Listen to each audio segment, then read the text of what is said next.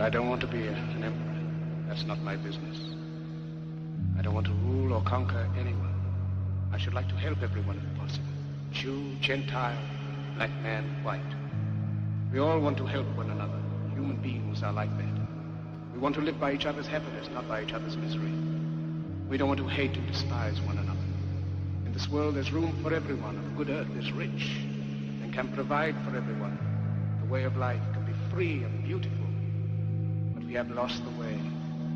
Greed has poisoned men's souls, has barricaded the world with hate, has goose-stepped us into misery and bloodshed. We have developed speed, but we have shut ourselves in. Machinery that gives abundance has left us in want. Our knowledge has made us cynical, our cleverness hard and unkind. We think too much, feel too little. More than machinery, we need humanity. More than cleverness, we need kindness, gentleness. Without these qualities, life will be violent. All will be lost. The aeroplane and the radio have brought us closer together. The very nature of these inventions cries out for the goodness of men. Cries out for universal brotherhood, for the unity of us all. Even now, my voice is reaching millions throughout the world. Millions of despairing men, women, and children. Victims of a system that makes men torture.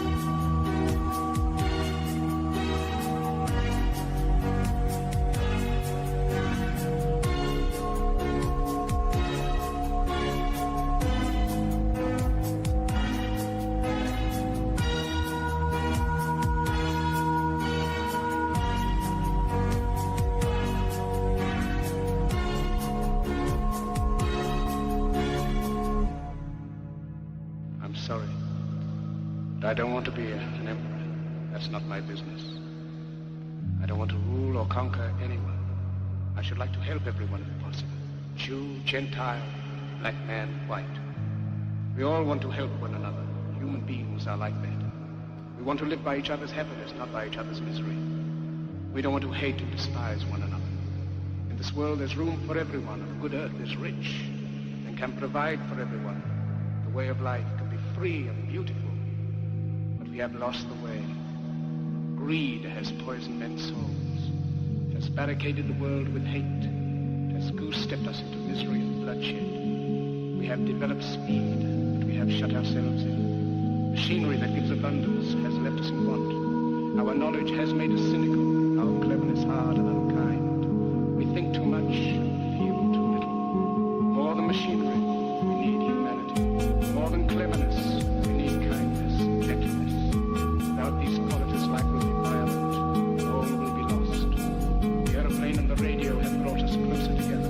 The very nature of these inventions cries out for the goodness of men, cries out for universal brotherhood, for the unity of us all. Even now, my voice is reaching millions throughout the world. Millions of despairing men, women, and children, victims of a system that makes men torture.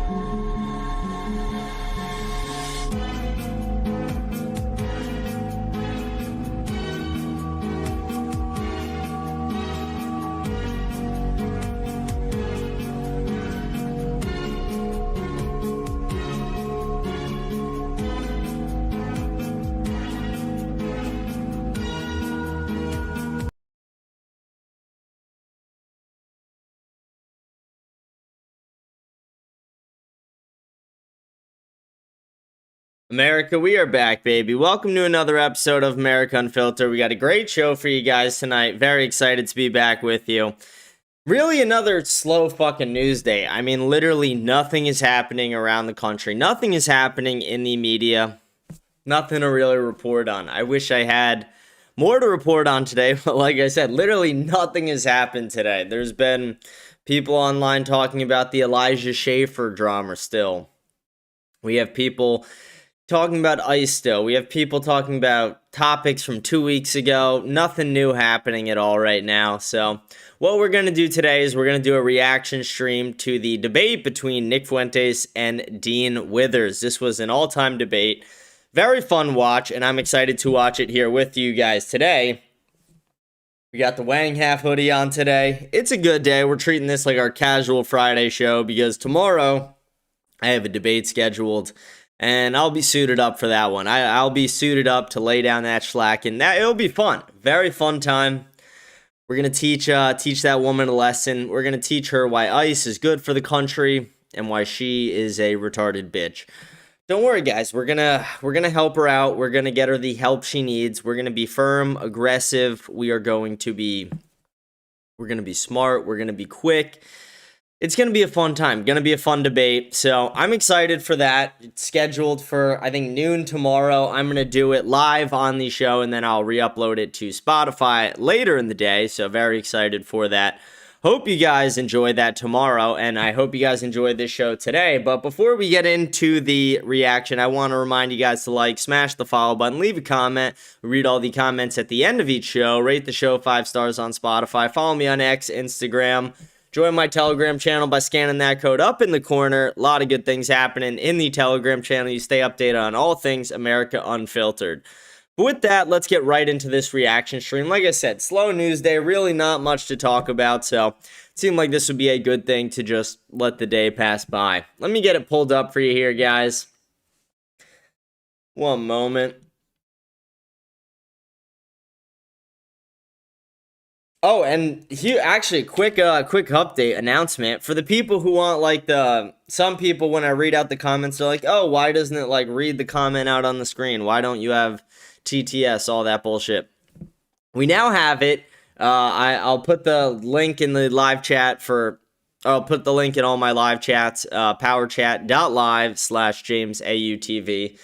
And then, yeah, you could send messages, videos, if you want me to react to the videos, messages. They'll pop up right on the screen, all that. So we're excited. We got that now. We got that all set up. But let's get actually right into the show. I do. Okay, we have to join the Oh, other... wait, we got someone in the live chat. They go, Wang Half in chat, Dope Hoodie, Base, thank you. What you think about Pam Bondi? Dumb bitch. I mean, it's another reason why women shouldn't be in politics. None of the women who are in politics are impressive, especially not Pam Bondi. I mean, that was just embarrassing.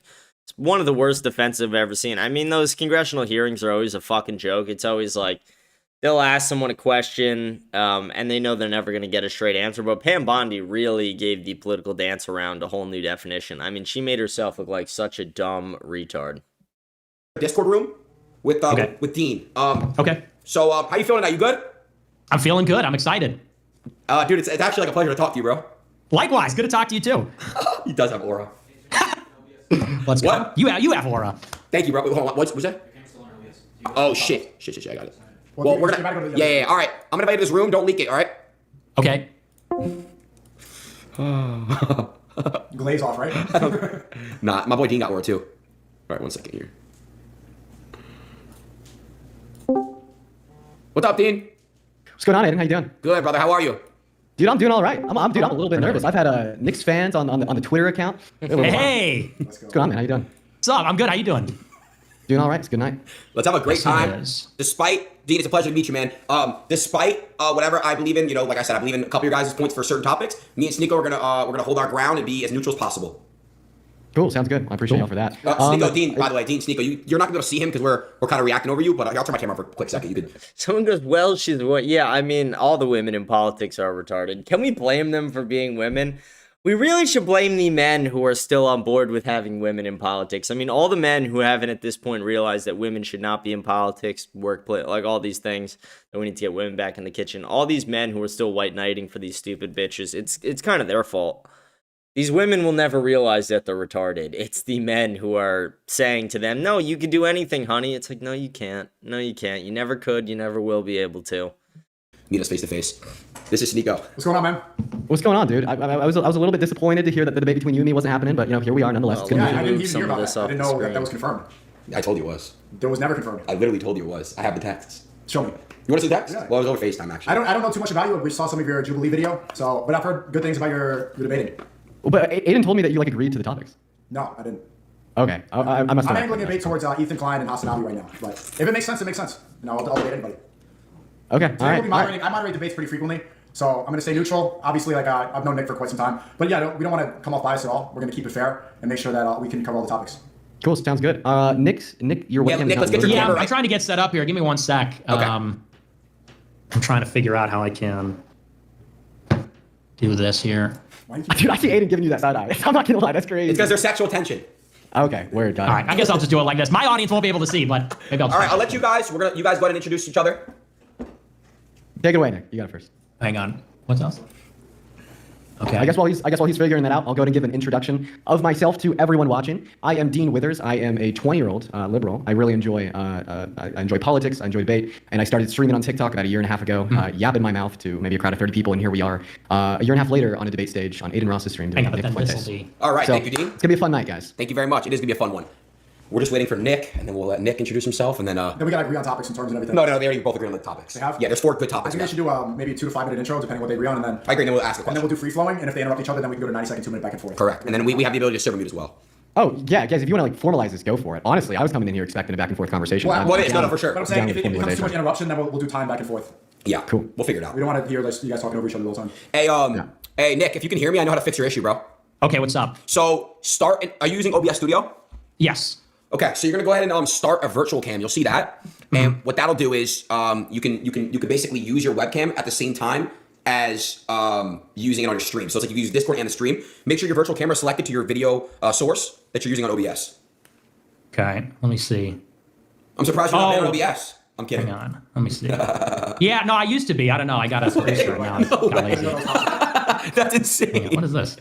This is the... Yeah, so why isn't this working? Okay. So click on you know what you got to do? Go to the camera icon and click the little down arrow. Other settings. This one? Jewish tech support. Come on, man. That's not even Jewish tech support. Oh, okay. Hang on. I think I got it. Okay, I think I got it. Sorry, guys. No, dude, you're good. Take your time. There we go. Okay, All I right, think we're good can you now. see? Yes, we're good. Okay, now let me do this like this. Okay, that wasn't too hard. All right. All right. Nick, you give it a little introduction. I would like you to give a little introduction and tell us, the new viewers and stuff, who you are, what you do, talk a little about yourself, and go ahead. Sure. Yeah. Well, my name is Nicholas J. Fuentes. I'm a live streamer. I've been doing a show called America First for 8 years, almost 8 years now. I'm 26, from Chicago. I'm a reactionary, Trump supporter.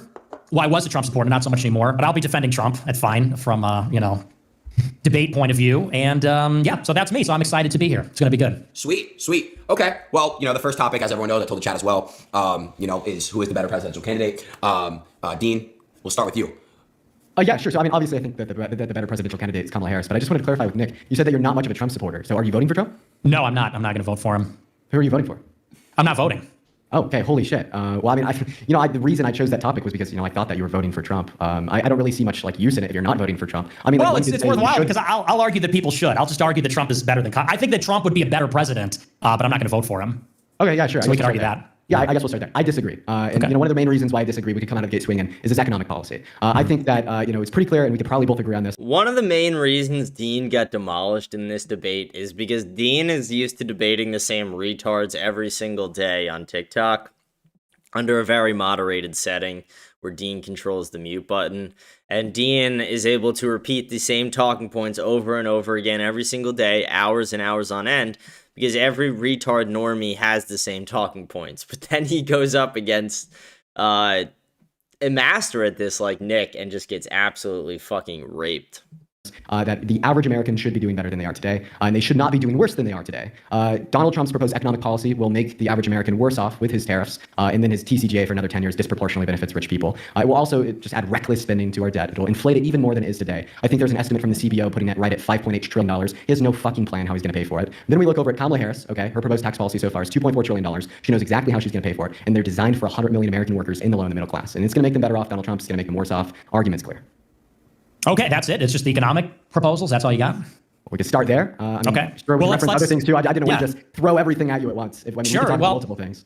Yeah, well, let me address all that. I mean, so with regard to the tariffs, J.D. Vance pointed this out. The Biden administration continued many of the Trump-era tariffs. So that's kind of a moot point. I mean, I don't know if Kamala's going to... Of course he did. Of course he continued. No, they continued the tariffs, on but it's not a moot point. I disagree with the Biden-Harris administration because they continued the tariffs on China. But what Donald Trump is proposing today is a 10 to 20% flat tariff on all goods imported into the country, right? I could say that any and all tariffs are bad, right? But a 10 to 20% flat tariff on all goods is worse than tariffs on goods imported from China. I don't think it's a flat tariff. Is that actually the policy? I don't believe that's right. It is, right? I think that J.D. Vance was talking about this last night. So. I think you could reference his own policy. He's talked about it multiple times in the past. If you don't think this is... It's only on certain countries. There would be no 15... That doesn't make any sense. There'd be no 15 to 20% tariff. But even if that were the case, fine. Let's say for the sake of argument that's true, because I don't know the Trump policy. They keep saying that Trump is going to put in place, they're calling it a consumption tax. A consumption tax is value-added tax. They're saying it's going to be like a sales tax. And that's the idea that the taxation occurs at the point of a sale of goods. And that's actually a real proposal, but that's different than a tariff because, and here's the difference, when you put a tariff on goods and services, to call that a consumption tax is to imply that the consumer will bear the full cost of the tariff.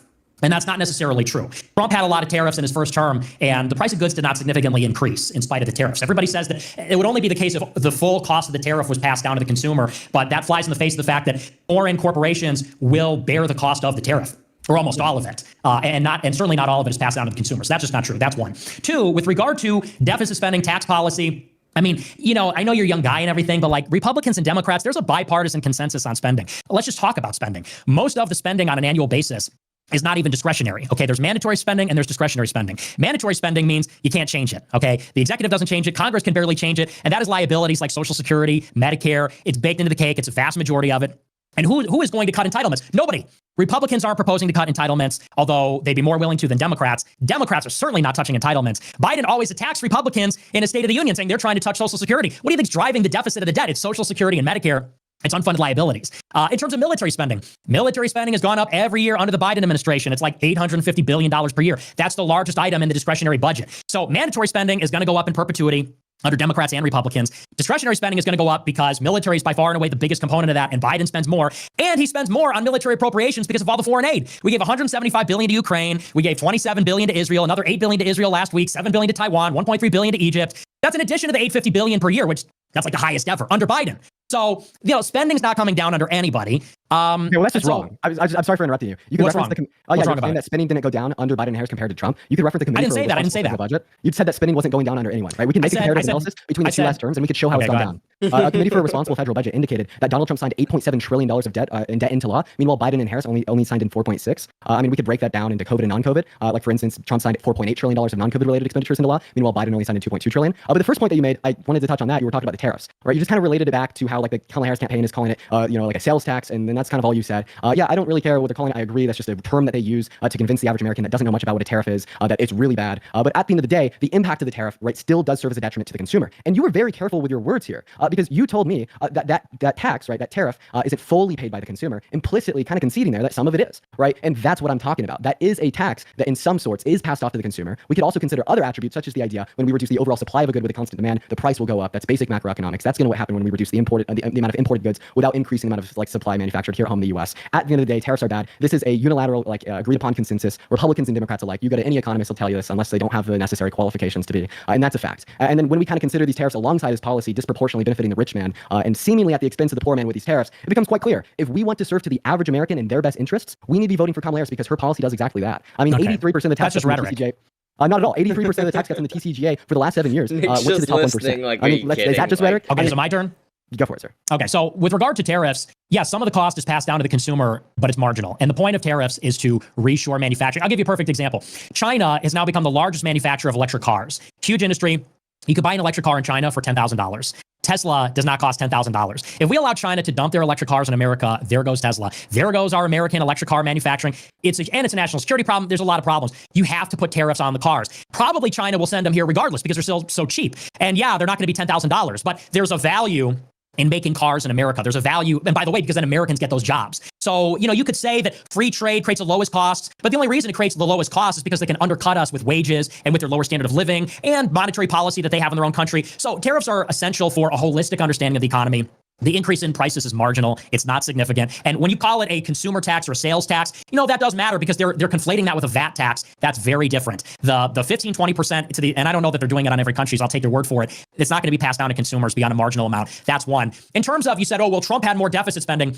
Almost all of that is accounted for by the pandemic. Almost all of them. You say, the Trump had a $8 trillion deficit. That was because of the COVID stimulus, the PPP, the cash payments. Half of it. Almost all of it. And here's the point. Go to CRDF. Hang on. I'll let you finish. Yes, sir. You said, the structural problems with deficit spending, they're there under Trump, they're there under Harris. And by the way, Republicans tried to get limitations on the deficit. That's what they got elected on. Republicans regained control of Congress in 22, saying they limit the deficit. They negotiated it over the debt ceiling negotiations last year. They negotiated it over military appropriations last year with the October 1st deadline. Tried to negotiate it this year.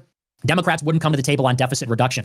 Either way, the deficit is baked into the cake, okay? The debt is $30 trillion. Interest rates are high. Interest to service the debt is going up. Neither Harris or Trump is meaningfully going to reduce the debt or the deficit. So it's just moot. Without bringing down Social Security and Medicare, just forget about it. Without bringing down the military, it's not going to happen. And there are these extraordinary measures like COVID and Ukraine war. It's really neither here nor there. Also, I think deficit is really besides the point. If you want to get further into the deficit, I've heard a Republican say that, by the way. Yeah, well, I'm not a normal Republican. I'm not like a fiscal conservative, okay? Look, you mind if I the deficit. So far? What's that? You mind if I respond to the points you've made so far? Yeah, go ahead. What you said. Sure. So, first of all, Real quick, Dean, I'm not cutting you off, guys. We just have 10 minutes on this topic. Just 10 more minutes on this topic. Go ahead, Dean. Okay. Okay, right. So the first claim that you made, that tariff isn't passed off to the consumer, yeah, that's wrong. Because what would the point of the tariff be then? Okay, we see an increase in domestic production given tariffs because that is passed off to the consumer. Would you agree there? No, absolutely not. Okay, so the point of the tariff, not thinking about the manufacturing. Because when you produce something in China, you can make it for cheaper, so your margin is bigger, so you can undercut you make prices. It more expensive for the consumer at the grocery store by imposing those tariffs, right? And then secondly, I agree with you. Again, because China will pay the tariff to get their goods to the market because they need access to the market. But then why won't we buy it? Because it costs more money, right? And that's my whole argument, is that tariffs cause the end consumer to pay more at the grocery store, to pay more at Best Buy, to pay more at the car dealership. Do you know what a tariff another point is? that you brought up there. It's a tax on an import. And there's another point that you brought up there about how we want to spur domestic production of goods. I don't disagree. I absolutely agree. We should have a more industrialized economy where we produce goods here at home in America. We just disagree on how we get there, right? How do we get there without tariffs? Yeah, sure. Right, by driving further competition through the natural market. We do that via investment. What's the natural market? We do that by investing in money. Investing in money. That was crazy. Investing in U.S. producers of goods, like the Chips and Science Act under Biden and Harris' administration, that invested billions of dollars into U.S. chip producers to further drive competition, right, with those imported goods, just via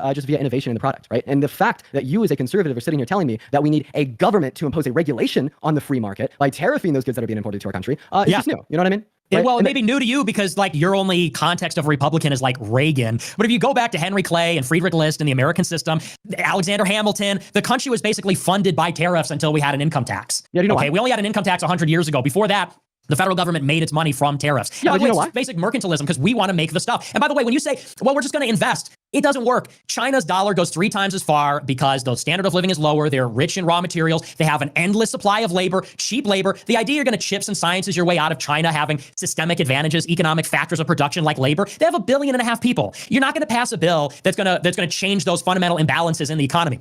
We have capital, we have tech, we have entrepreneurship, they have labor. Okay, it's the same reason, hang on, and it's the same reason why we're even... Like, again, Exhibit A, why Dean is about to get bitched for the rest of this debate. Dean is just talking the normal talking points that you could say to any normie that they wouldn't have a way to refute. But when you actually talk to somebody who knows what the fuck they're talking about, when Dean talks to anybody who has any knowledge, he gets killed every single time. It happened on Jubilee when he had somebody who had actual knowledge come and talk to him. Happened with Kai Schwemmer multiple times, mogged him in a debate. Now with Nick Fuentes.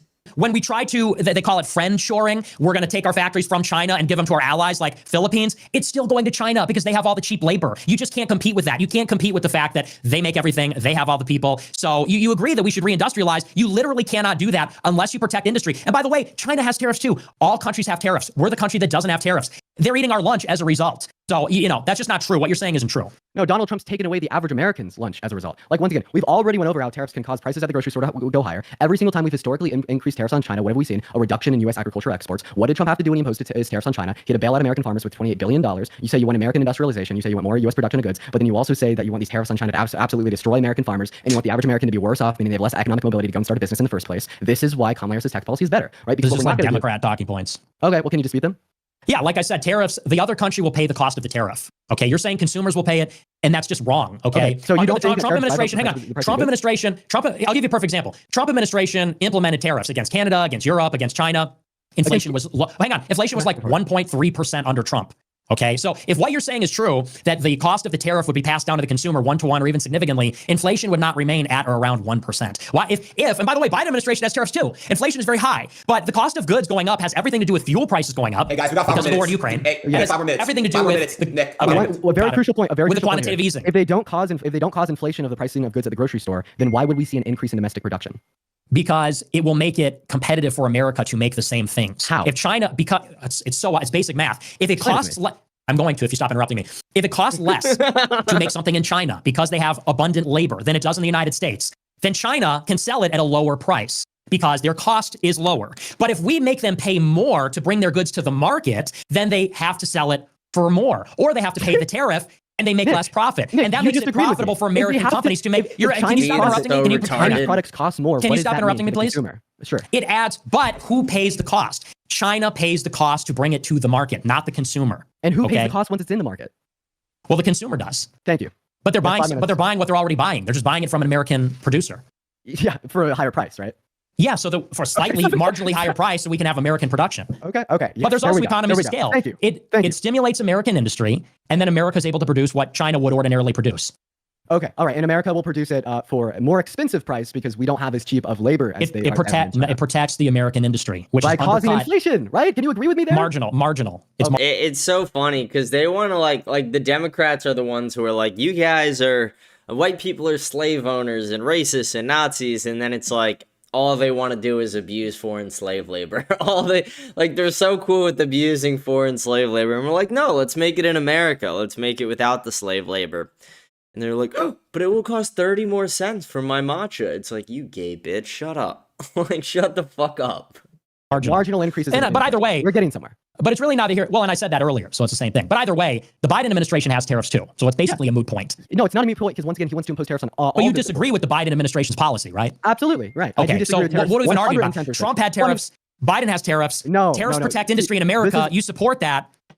No, so the reason that this is a bad argument is because Trump has tariffs, right? I don't understand how this isn't evidently clear. I think what you're trying to do is kind of confuse people between me saying that tariffs that Biden and Harris imposed were bad, and me saying that when Donald Trump is elected, he wants to impose all tariffs on all imported goods. That's just not true. Right? One is worse than another. Okay, so they're not putting tariffs on all imported goods. Okay, does he just want to keep the ones on China? It's going to be on. I don't know the Trump policy, but it's not on all imported goods. That's just okay. So then, how is he going to pay for the $4.8 trillion associated? You can fact check that. Borrowing, like they pay for all, like how they pay for 175 billion to. And what's the biggest expense of our government? Liabilities. Liabilities, no. It's interest. Medicare, Social Security. That's totally wrong. No, the biggest expense of our federal government is interest on debt. Totally wrong. Okay, I don't think that's wrong. That's I think liabilities. it's totally correct. Okay, we're wrapping Okay. up on time here. We'll give. Well, you're wrong on the Trump policy and you're wrong on spending. Okay, we'll You're give a just 1 wrong. minute closing to Dean started, so we'll a 1 minute closing for Dean and then 1 minute for Nick. Oh, you can go first, Nick. Who gave the first opening statement? You or me? It was Dean who started first. Yeah, so Dean, we will let Nick finish. That means I go last. Dean, you start. And then Dean, the next one, Nick will start. Okay, all right, yeah, that's fine. I was just looking for a source to justify what I said there. So yeah, my closing statement would just be, right, obviously I think the economic policy is a very prime reason to vote for Kamala Harris, because she's going to make the average American better off. Donald Trump is not going to make the average American better off. He's going to make them worse off with his tariffs. Right, Nick essentially did concede there, saying that tariffs do cause higher prices for the consumers at the grocery store. And then Nick also just kind of says that he doesn't really care about debt, okay? So if you want more debt, vote for Donald Trump because he's going to throw $5.8 trillion on our nation's debt. Meanwhile, Kamala Harris's proposed tax policy is going to be self-sufficient over the 10-year lifespan of the bill. And then one other final point here, there's much more reasons why Kamala Harris is a better candidate than Donald Trump that we didn't get to touch on, such as the fact that we probably shouldn't be voting for a rapist. We probably shouldn't be voting for a religious persecutor. We should probably be voting for the individual that wants to enshrine federal protections for all 170 million American women and girls' right to choose, right? And plenty of other reasons that we didn't get to. And I'm sad that we didn't. And hopefully we might be able to get back around to it later. But I'll go and concede the rest of my time. Take it away. Yeah. All right. Well, Aiden and Sneeko, could we do immigration? I feel like that's a big one. We could do a few of these other issues. Real quick, it's a big issue. Can you just do your statement really quick? Yeah. I'm just saying, like, can we make that one of the topics? Well, that's something that we had to talk about prior. Dean, if you would like to as well, we could do that next. Can you repeat that? I was a little He bit. wants to talk about immigration. If you want to keep Trump or Kamala going, we have other subjects, but on the subject of Trump or Kamala. You guys didn't agree to that prior, but if you guys want to agree to do an immigration, we can do that next. It's up to you guys. Both of you have to agree. Yeah, you just want to see. I mean, like maybe we could throw it in there at the end. I mean, get through the 4 topics we have agreed upon. Sure. If there's time, we might be able to talk about it. Okay. So please give your closing statement, Nick. Yeah. So, I mean, my closing statement on Trump, I don't even think fiscal policy is the biggest issue. To me, that's really a side issue. And the reason is because both parties are profligate spenders. Republicans, Democrats are both profligate spenders. Bush, Obama, Trump, Biden, they're all huge spenders. They're huge spenders on the military. They're not touching liabilities. You know, there's talk about tax cuts, increasing the deficit. You could look at the Laffer curve and, debate whether that's really the case. I mean, the theory behind tax cuts is that it stimulates economic growth, which it certainly does. It brings in more tax revenue. Maybe you find that convincing. Maybe you don't. The point is, neither party's going to rein in the deficit. I just don't think it's an issue. In terms of tariffs, the consensus has changed. Democrats and Republicans used to be free traders. They're not anymore. Bill Clinton, Bush, Obama were free traders. They're just not anymore. Trump is not a free trader. Biden's not a free trader. Trump has tariffs. Biden has tariffs. And that's because there's a recognition that we need to have a supply chain in America. 85% of the economy in America is services. Only 15% is construction, agriculture, and manufacturing. And this is it's not only a national security issue, but it's also a jobs issue. We need to make stuff in America. The only way that we're going to beat these other countries that are undercutting us with wages is with tariffs to protect our industries. And yes, that does result in technically marginally higher consumer prices, but it's more important to have good jobs in industry. All right, that was good. So we'll circle back to Trump and Kamala, but to keep it on the subject, we have 4 very different topics right now. Real quick before, I just want to say thank you both for giving you guys, you guys are letting each other talk and stuff. Thank you. I appreciate that. Go ahead, Sneeko. I'm sorry to cut you off. All right, so the next subject that we agreed upon was Christianity, but to make it interesting, Nick, we can be more specific. We could talk about Christian nationalism. Sure. Okay, so the subject will be, is Christian nationalism good or bad? And okay. Well, let's start with Nick because we started with Dean last time. We'll do let's do 3-minute intro. I'll give you a 1-minute warning, and then I'll give Dean a 3-minute intro, and then we'll go free flowing and then the interruption time. But I think it was good so far. But Nick, take the floor. 3 minutes. Okay. Well, I believe that America should have a religious government. We should have a Christian Catholic government. And, we have to face the fact that liberalism has failed. And the best example that liberalism is failing is that we're not having enough kids. The society, the civilization that doesn't have kids will cease to exist and it will lose. And it is losing. Liberalism around the world is receding and these more ancient tribal perennial cultures are thriving. Islam is the fastest growing religion. China is on the rise. Tribalism, racialism, all these things, all these revanchist historic ideologies are on the rise. And they're all beating back liberalism because liberalism is weak. It is ineffectual. It's causing all kinds of perversity, degeneracy. People are not having kids. It's just sort of like anti-human and inimical to the human body. So, I mean, in addition to Catholicism and Christianity being true, liberalism is clearly bankrupt. Liberalism is clearly having a hard time. I think we should replace our state religion of liberalism with the state religion of Christianity. And I'm interested to see where Dean wants to take it because obviously it's a huge topic, but I think we should have a Catholic country, not a liberal atheist one. Yeah, I think that there's a lot of different ways that a conversation about Christian nationalism can go. I mean, I've debated people on Christian nationalism before that will concede even if Christianity's false, right? We should still be a country that upholds Christian nationalism because it promotes better outcomes. But I think there's a couple points there that I'd just like to respond to real quick about declining birth rates, immigration. That's crazy. Then about, a couple of the other points that you brought up. The way, up. Dean pauses there for a second and he's like, okay. He's 100% got an AirPod in or something in under those headphones, or he's looking at like a shared note document with Parker or his Discord or something like that. And somehow with him, Parker, and all the Discord minds, he still gets absolutely raped by Nick in this debate. Nationalism is bad because it doesn't allow us to effectively legislate. Given like the Christian religion, right, we are led to believe that particular things are wrong because God said so. You said that you're Catholic. I think in the Catholic faith, you'll kind of have different range on how bad things are. Something can be a mortal sin, a venial sin. But something that I'd say here that is a very absurd conclusion given Christian nationalism is shit like blasphemy. So like blasphemy, as defined by the Bible, is the worst sin that anyone can commit. Does that mean that people should go to jail for life for blasphemy? Well, I don't know, because we know that people should go to jail for life for murder. And if blasphemy is worse than murder, and we're operating under a system in a society with a government that legislates on the basis of the Bible and these foundational beliefs as prescribed by Christianity, are we going to start sending people to jail for blasphemy too? I don't see how you'd be able to respond to that. I don't. And then like a couple other things that we could say here. The Bible promotes very harmful, bad beliefs. I mean, 1 Samuel 15:3, God tells Saul and his men to genocide the Amalekite men, women, and girls. I bet if I was to engage in a conversation with this guy specifically about 1 Samuel 15:3, we'll end up saying that sometimes genocide's okay. Leviticus 25 verses 44 through 46, God tells the Israelites that they can own the non-Israelites as human property for life. I bet if I was to have a conversation with this guy about that topic, he'd end up saying that no, slavery hasn't always been wrong, alongside other things, right? So we could talk about how Christianity is false. We could talk about how it doesn't allow us to effectively legislate. We could talk about the absurdities that are already present in the Bible. But one last point that I'd like to bring up is if you're going to make an argument on the basis of the efficacy and the outcomes in which it would generate in society, which seemingly you started to there, well, what if we find another religion that generates better outcomes than the one that you hold to? 1 minute. Okay, so the reason that you want a Christian nation is because it will promote human well-being and happiness. People are going to be having more kids and following these commandments. They'll be doing good. No degeneracy, none of that shit. Well, what if I told you that the LDS Church had even better outcomes than the Catholic Church? Would you all of a sudden be in support of an LDS-led state? Probably not. Okay, right? So that's another contradiction on its own. So feel free to kind of pick and choose there, respond to the point that you want to take it away. So you said about birth rates or immigration. Well, here's the problem. Okay, one, the people that have liberalism are killing themselves. Okay, so the people that invented liberalism, that live in liberal societies, literally and figuratively are killing themselves. They're committing suicide. They're dying. The guy that you worship. Okay, are you going to interrupt me like 30 seconds into my rebuttal? That's crazy. No confidence in liberalism. They commit suicide. They die from desperate despair. They're addicted to drugs, all kinds of things. They're all dying over there. Okay, we're dying in America. We're dying in Europe. And by the way, these people come from non-liberal or illiberal societies, and then their birth rate goes down. So even if you wanted to argue, oh, well, like, we could salvage liberalism with an endless supply of immigration from illiberal societies that have kids, when they get here, their birth rate goes down. And these are not liberal people. They come from illiberal places like China or Africa or Latin America. They come here, they assimilate, and within a few generations, the birth rate goes down because liberalism is suicidal. With regard to the question about efficacy and outcomes, I'm not arguing that we should have the religion with the best efficacy. I said liberalism has failed. And we know it's failed because it's committing suicide. So clearly liberalism as a system is not working. And that's why, it's such a radical notion. People think that we would have blasphemy laws or religious laws. They think it's a radical notion. It's unthinkable. The current system must be replaced. It's an imperative. It's not a question of, whether or how or anything like that. It simply must be because it will cease to exist. And so that's really the crux of the argument. Why it should be Catholicism. It's because Catholicism is true. But the point I'm trying to make is for people that say, it's so radical that we would go backwards. I would say we went backwards with liberalism as evidenced by the fact that it's not even reproducing itself. And that's a huge problem.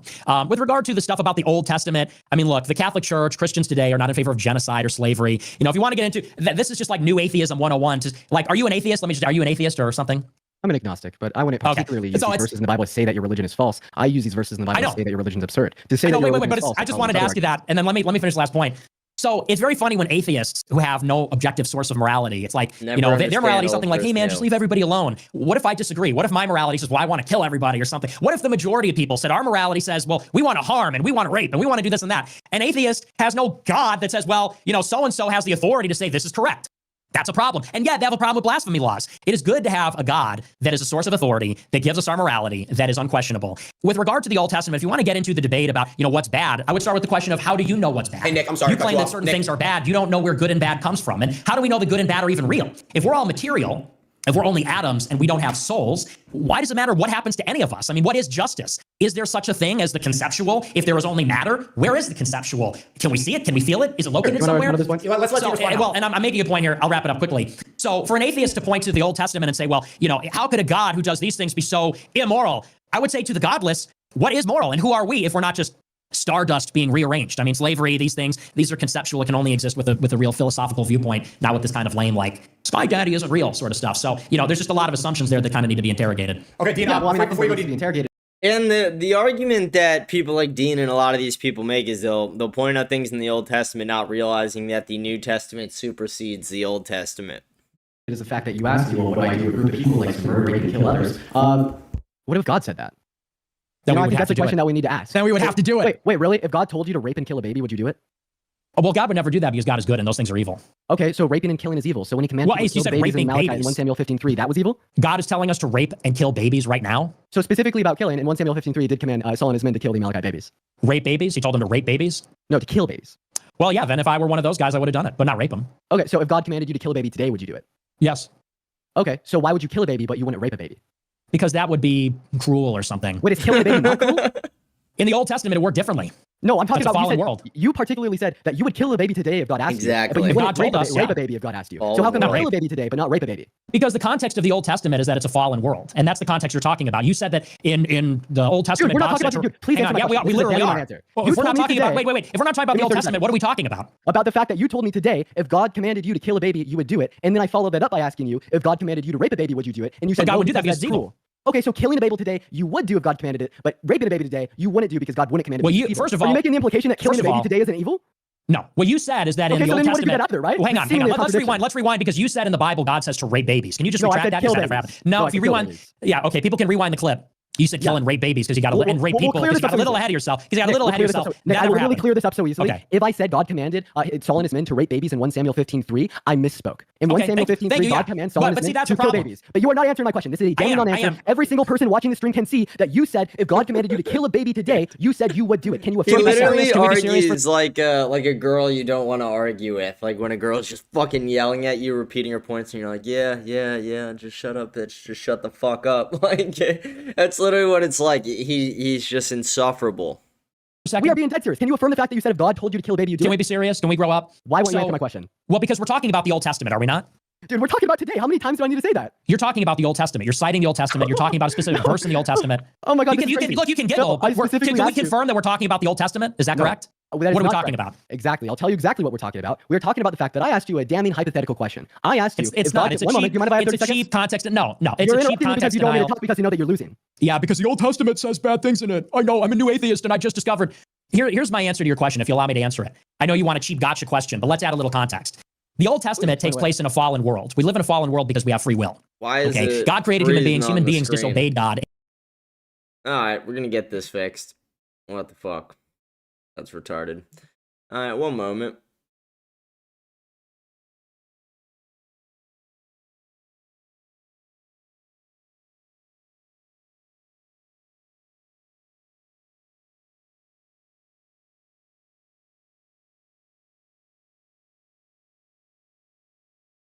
There we go. And sinned. Because we disobeyed God and sinned, we have the penalty of death, war, shame, guilt, pain at birth, all these things. In the fallen world, people kill. In the fallen world, people kill, people lie, cheat, steal. Cain kills Abel. In the world, the fallen world, before Jesus Christ arrived, it was a world with slavery and warfare and iniquity. It is in this context that God commanded the chosen people to kill certain tribes to establish their survival, to secure a line for the coming of the Messiah. God does not approve of killing because it says in the 10 Commandments, thou shalt not kill. God does not approve of rape because it says, thou shalt not covet thy neighbor's wife, and so on and so forth. So God obviously does not support killing, raping. Oh, would you kill and rape a baby? No. But in the Bible, God prescribes laws and specific actions at the beginning of the world, which was fallen without Christ, without a savior, in sin, for the survival of the chosen people. So the rules worked a little bit differently in the Old Testament. It doesn't mean that, and of course, taking a life in and of itself, hang on, there's a difference everybody knows between killing and murder. If I go and murder you for no reason, that's immoral. If I kill in self-defense or self-defense of my children, it's a different story. God commanding the people of the Old Testament is an extraordinary exception based on the fallen old world. That's one. Two, when Jesus Christ arrives, he fulfills the law and saves people from hell. Before Jesus Christ arrived, nobody could even go to heaven, and it was a world of iniquity. And Jesus Christ changed and created this modern world that we're living in. So now here's the thing: God is the authority. If God commands us to, look, I know it's complicated that you can't fit into a TikTok where you do the Destiny drive-by. What's making your grocery prices higher? But it's actually complicated. We're talking about evil, the existence of evil. So, does that mean that God is not an authority? Of course not. God is an authority. Would God command us to do those things today? Probably not. But if he did, in a hypothetical scenario, we'd have to trust God if we truly believe in God. Otherwise, you would say something like, we know more than God, or God is not good, or we're better than God, and that negates the concept of a God or good itself. So that's my answer to your, so when you say killing babies, it ties into like abortion policy. It's just like cheap, low IQ, left-wing bullshit. But anyway, go ahead. Cool, thank you. So I hear everything that you just said. I will give that a great response. I sure did. But before I give that a response, I wanted to take a brief moment to go back to the question that I was attempting to get you to answer prior. I understand that you just kind of gave me the story of the Old and New Covenant. We had different rules before, the Messiah came back down, created the New Covenant, whatever, I get it. Thank you, okay? But the question that I asked you was, if God commanded you to kill a baby, would you do it? You said yes. I then asked you, Nick Fuentes, if God commanded you to rape a baby, would you do it? And you said, no, that's too cruel. If you'd like to take 15 seconds to kind of clear up that gap, like, does that make the implication that killing a baby is I answered the question. You didn't. Okay. Is this a debate about Christian nationalism, or is this like a weird new atheist? By the way, why do you think killing is wrong? Where do you get that information from? So first of all, I don't think that killing's inherently wrong. I think that murder is wrong. Okay. Okay, so you agree with me then? Right. And then what I'd say here about murder is that's just going to be driven given my intuitions. I'm a subjectivist. We all know this, but I think you are too. Would you agree with me? You're subjectivist. Would you agree with me that objectivism can be defined as like a stance independent, like truth? It's an independent truth. What did you say? I didn't hear you. Like a stance independent truth. That's what it means for a stance independent truth. Yeah. Of independent truth, or that there is independent truth. Okay. Wow. The sentence construction doesn't make sense. Okay, so like in philosophy, right? When we're referencing terms such as moral objectivism or moral subjectivism, we define objectivism given like when I say murder is wrong, that is true independent of any stance, of any actor, of any mind. Okay, when I say I understand what you're saying. I don't understand the construction. I'm not. You're like mumbling to yourself. Yeah, I believe. Yes, subjectivism is that there's an independent truth. Yes. Okay, so is morality independent of God? No, because God is morality. God is good. So morality is subject to God. Okay. Ooh, could God create a box so heavy he couldn't lift it? Yeah, that's great. So if you believe that killing is not, I didn't give you a contradiction. I just showed you that you're a subjectivist. I know. Thank you. So, so where do you believe that killing is wrong then? So you believe it's subjective. You don't believe it's absolutely wrong. 10 minutes. Yeah, right? What's that, Aiden? 10 minutes, guys. Great, yeah. So I mean, I could kind of give you a little bit of an overview of my stance here on morality. So metaethically, I'm just gonna be a subjectivist, a relativist. When we like to reference like why I think things are wrong, it's just gonna be driven by my intuitions. I mean, like we could talk about different moral frameworks. I myself am what is called a threshold deontologist, meaning that I believe that like particular things can be always wrong, but meanwhile we should consider like the consequences of others. It's pretty interesting. Is the Holocaust wrong? Yeah, the Holocaust was wrong. Objectively? No, because objective truths in the context of morality doesn't exist. Nothing's in your opinion, it's wrong. Right? That standard doesn't exist. In your opinion, it's wrong. In accordance with my index standard, it's wrong. Yeah, but I mean, just saying, you believe in subjectivism, but I'm gonna like counter that by asking you, is it objectively wrong? That doesn't really achieve anything. I could literally. What is your qualification? Was the Holocaust objectively wrong? Of course it was wrong. Of course, but you just agreed with me that morality is subject to God.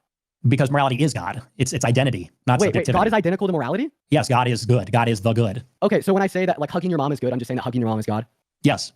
Okay. So can you just say that for me? Like every single time you kiss your wife, that's a really God thing to do. Love is good. An act of love that expresses love is good. God is the good. God is being itself. We are participating in being. Oh, wait, now we have some more issues here, because earlier you told me that God would never command you to like rape a baby because that's evil, but now you're saying that God is identical to goodness, meaning if God is all powerful in the sense that he could do anything that's logically possible and he's identical to goodness, why wouldn't he be able to tell you to rape a baby? Can you say grape? I did. TikTok words. I know. Well, God also tells us that God's plan is very complex. Why won't you answer my question? Because these are just like low IQ. No, that's not a low IQ point at all. We're literally talking about what you think goodness is, what its derivative, and how it apply to your God. Actually, we could extrapolate this out to the problem of evil as a whole, right? Like you actually said earlier that you think that the Holocaust is objectively wrong. Would you say if it happened at all, by the way? But theoretically, in theory, hey, I'm going to of course it happened. Yeah, dude, Nick, what the fuck, bro? Yeah, this guy's over here saying, if the Holocaust happened, but then he asked me if the Holocaust is objectively wrong. Get a load of this joker. So I just want to ask you a fucking quick question. Get a load of this joker. Oh yeah, get a load of this. How about another joke? What do you get? You need to get a lot of this. You want to tell me another joke? Keep talking. I'm gonna go and ask you a question. What do you say? All things considered, that the Holocaust is wrong? If it were real, yes. Yeah. Oh my God. And it absolutely is. You're so fucking spineless. How the fuck can you sit in front of 45,000 people and say that the most relevant thing that has ever happened in history might not have happened? I want to ask you a question. How the fuck do you know that Jesus resurrected from the dead, but you don't know if the Holocaust happened? Please answer that question. Shroud of Turin. The Shroud of Turin is a more reliable standard for evidence than the 250 than the thing that didn't would justify that the Holocaust exists? Listen, this isn't a Holocaust debate. Let's try to stay focused. This is a Christianity debate. No, let's talk about it. The Shroud of Turin specifically, we had 4 different group of scientists take different parts of it. None of them could date it back to anything after 400 years AD. I'm just saying it's a lot of people. No, I want you to tell me how the fuck you know that Jesus rose from the dead with a lack of any historical evidence that exists from during his lifetime from a first-person experience. Calm down. This is a factual debate. This is a factual debate, Kamala. Tampon Tim. Yeah, hey, listen, Tampon Tim, this is about facts. 1, Shroud of Turin. Impossible to create other than with Jesus ascending into heaven. That's 1. 2, all I'm saying is, that's a lot of bodies. Unless we forgot the technology to cremate them. Look, I don't know. I wasn't there, and you weren't either. The Shroud of Turin. Wait. So you're telling me that it was absolutely impossible for impossible for the Shroud of Turin to exist? Then please tell me you don't why. Know the facts. Then please tell me why. Tell me why the earliest carbon dating on the Shroud of Turin that we've gotten from the material used to create the Shroud of Turin is like from 1200 AD. That's not true. That's not even true. It's either 400. You can fact check that. That's not even true. They just did a new study on it, and they proved it's 100% real. They proved it's 100% real. It's 100%. It's like super real. That's 1. 2, we have secular historians that testify that Jesus was a real person and was crucified. Josephus, Tacitus. We also have Josephus isn't secular. Let's get our facts straight. He was a Jewish. Okay, he was Jewish. Okay, he was Jewish. I mean non-Christian. Thank you for the clarification. Are we good? Secular mean non-Christian? Are we good? You know what I meant. I mean, if you were to say that a Christian source is biased, then arguably a non-Christian source would be unbiased. That's the point. Josephus, Tacitus. But you also have the earliest versions of the gospel stories going back to the 1st century. The earliest fragments of it go back to the 1st century. And you have people that went to their death. That's part of why Christianity spread. They went to their death. The Christians were martyred, testifying that they saw a resurrected Jesus. Liars don't go to their death testifying that something happened if it didn't. Certainly not, 11 out of 12 of them, or every single one of them. And that is the basis of how it spread in the ancient world. So, I mean, there's that. There's the Shroud of Turin. There's non-Christian historians. There's the fragments of the gospel. Yeah, so there's the prophecies that are fulfilled by Jesus in the New Testament. So the Shroud of Turin, that shit just goes straight out the fucking window. We have carbon dated it. Not a piece of it dates back to when Jesus was alive in accordance with Josephus and Tacitus, which you reported. Carbon dating is flawed. Oh, Carbon okay, dating is flawed. And there was, so and that's not true. It's earlier than it is, but we just don't and know that's it? not true. Well, one, it's not real because carbon dating says that like dinosaurs. Then are how do real. we know that it was from And Jesus? two, there was a recent study done. How do we know it's from Two, Jesus? there was a recent study that was done that showed that it literally would not even be possible using the technology at the time to create a forgery. So it had to have been created by something with luminosity that just didn't exist back then for it to imprint throughout the entire shroud. They didn't have that kind of technology back then. Wait, I have a question. It's impossible to create it any other way. Do you mind if I ask you a question here? Okay, so I like this argument. Let's just go ahead and say that you're right. It was impossible to create without some sort of divinity. Jesus Christ is a prophet of the Islamic religion. Can you please give me any reason to believe that Christianity is true more so than Islam being true? That's just a stupid question. That this luminosity yeah, okay. could be granted either Islam being true. Do you or know what Christianity Muslims? being true? Let me ask you this question. Do you know what Muslims believe about Jesus Christ and the crucifixion? Can you tell me? Prophet of God. He didn't actually die on the cross. Someone else stepped in his shoes. So what was the Shroud of Turin? Do you know? Oh, it was over him in the burial. So how would we know Islam isn't true? Well, let's see. If he wasn't actually crucified, then how would they lay the shroud over his body and his soul leave to make the imprint? So you don't even know what you're talking about. No, you don't know what you're talking about. Try to work it out on the fly. Doesn't even know the order of it. How could the Muslim Jesus leave the Shroud of Turin imprint if he was never crucified and then therefore? What did they say about the person that was crucified? Hello. What did they say about the person that was crucified? Who did he look like? Who did he present as? But he wasn't Jesus, so he wouldn't have ascended into heaven and left the luminosity. It would be as a lookalike. Oh, that's terrible. You can say that, but you don't know what you're talking about. Oh, wait, I don't know. Normal people, they said it was a body double, someone who looked like Jesus. Normal people don't leave a luminous imprint on the shroud they put on them at the point of death. So the lookalike wouldn't have done that. Wait, I'm just curious. Can you give me the study? I don't know the name of it off the top of my head, but it was recently completed. Sure, I would love to. You should investigate it. You'd probably become a Christian if you're being objective. Guys, let's do hey, real quick, let's do a 2-minute closing statement. We're gonna start with you, Nick. We're gonna get on to the next topic. Go ahead. Sure. So, I mean, the good news is we just had a platform to demonstrate the historicity of the resurrection of Jesus. You do have real archaeological evidence like the Shroud of Turin. You have the Gospels. You have the secular historians. No serious historian would testify that Jesus wasn't real or didn't live or wasn't crucified. And if Christianity spread throughout the Roman Empire, it's because of the well-documented martyrdom of the disciples of the early church. If you would go to your death testifying that something, a lie or fabrication didn't happen, then maybe you believe they all faked it. I think that you go to your death only if you saw something true. And even still, people won't tell the truth if they're afraid of the mafia. You'd only go to your death telling the truth if it was God in the flesh. So I think that's just all obvious. With all that being said, we should have a Catholic government. We all have a conscience. The moral law comes from God. It's also written on our hearts, and we know it. And that's where our intuition comes from. The subjective idea that we get from rationality or empiricism that murder is wrong, that rape is wrong, the same objections agnostics and atheists raise against the Bible. And the thing is about the Old Testament, if people are turned off by that, it really just amounts to the problem of evil itself. Evil exists in the world that was created by a good God. This is answered by the philosophical concept of the privation of evil. Prior to the coming of Jesus Christ, it was a world without the good, and therefore it was evil, and thus there was no mercy, compassion, those sorts of things. But it's a very complicated topic. I hope people aren't turned off when they hear, bad things happen in the ancient world, therefore there can be no God. It's obviously false. So that's just the long and short of the whole Christian debate distilled. Yeah, sure. So I'll go to give my closing statement. Go ahead. Go ahead. First, about the Shroud of Turin, anyone watching, feel free to look up any of the multiple groups of scientists that have dated the Shroud of Turin. Not a single one of them have been able to place a date on the Shroud of Turin from a point when Jesus was alive. So that's automatically thrown out of the window. About Nick's second point there, specifically about the people that went to their deaths after seeing the quote-unquote resurrected Jesus. This is something we see in all religions. I want you to go ahead and look at Prophet Muhammad's grandson in the context of the Islamic religion. He was martyred because of his beliefs in his grandfather being a prophet of God. That's present always. If this makes a religion true, all religions would be true. About your third point about the historicity of Jesus Christ, we have no first-hand accounts about Jesus Christ or his life. I do think that he was a real man that lived and died via a crucifixion, but Josephus, Tacitus, all these people came long after he died, and I think it's crazy that you're going to sit here and say that we have sufficient historical evidence to justify that Jesus Christ died and resurrected from the dead, but we don't have historical evidence to justify that the Holocaust happened and 6 million Jewish people died. I can give you a source right now that 6 million people did die. In fact, I could give you 200. For everyone watching, look up holocaustcontroversies.blogspot.com. It will give you an index to publish evidence on mass extermination in Auschwitz in Germany. There will be over 200 sources there, much more abundant evidence than what he could ever give for the existence of Jesus Christ and the idea that he's our God. So already contradictory there. And about the last point about the problem of evil, you said that the privation of evil was the fact that there wasn't a lot of good before Jesus came. No, the privation of evil is an ontological state of evil. Okay, so you don't know what your philosophical terms mean. You're also confusing what the problem of evil is. Okay, right? I would say my problem of evil would be the fact 20 seconds, God's all good, God's all perfect, and God's all powerful, and nothing evil should exist in the world that we live in. I wish that we could have a longer discussion about this, man. Get into philosophy, show you that you don't know shit. But I guess we're gonna move on to the next topic. Thank you, guys. All right, we're gonna do topic number 3. Is homosexuality bad? And we'll start with Dean again. I'll give you a 3-minute intro. Same thing in a 3-minute. And then I like the free flowing. It's been good so far. I probably won't go ahead. Go ahead, Dean. All right, no worries. Yeah, so I probably won't need all 3 minutes. It'll be pretty easy. I don't think that being gay is wrong because there's no good reason to believe that it is wrong. There's just multiple arguments that they could probably give me. One would just be gay wrong because Sky Daddy says so in the Bible. Another argument could give me something to do with like telos, like the natural function of our bodies, would indicate that we have a prescriptive purpose on how we're supposed to use them. That's not how we're supposed to use them. I'd say that doesn't exist. At the end of the day, my stance is clear. Being gay is not wrong because there's no reason for it to be wrong. And I guess we'll just hear Nick's reason why it is wrong because that's probably where we're going to start. So I'll concede the rest of my time. Take it away, Nick. Yeah, I love the sky daddy thing. It's like the idea that there's a transcendent God. You think there's a man in the clouds, and I don't because I listen to science. It's just like the most brain dead new atheist. I'm surprised this stuff still exists. Bro, you told me that you kill a baby if God told you to. Hey, Dean, yeah, 3 minutes are up, Dean, no more interruptions. Yeah, silence while I attack your position. So here's the thing, okay? Someone in the chat goes, Nick got cooked. You're just retarded. You're not gonna make it. You're retarded. Do you have a woman's name? Yeah, okay. Opinion disregarded completely. The homosexuality thing, I mean, we could argue that the faculty of the reproductive organs is to have sex. The purpose of them is to have sex. We have sexual organs to have sex, and sex is for the purpose of insemination, procreation. It's what it is. It's not, we can't get too creative. It always ends the same way, and it's made for one purpose. We could argue that there is a prohibition of it in the Catholic Catechism and in the Bible, but I don't even think we need to go that far. It's really a question of whether we think people can do whatever they want. And this gets back to morality. If your conception of morality comes from, a vague idea of empathy or do no harm, against harm, then you would say there's nothing necessarily wrong with suicide, drug abuse, homosexuality, gluttony, laziness, all kinds of other behaviors, because people say we own our bodies, we can make decisions, we're empowered, we can kind of do whatever we want as long as we don't interfere with other people, as long as there's not an imposition on other people. That's really the fundamental premise.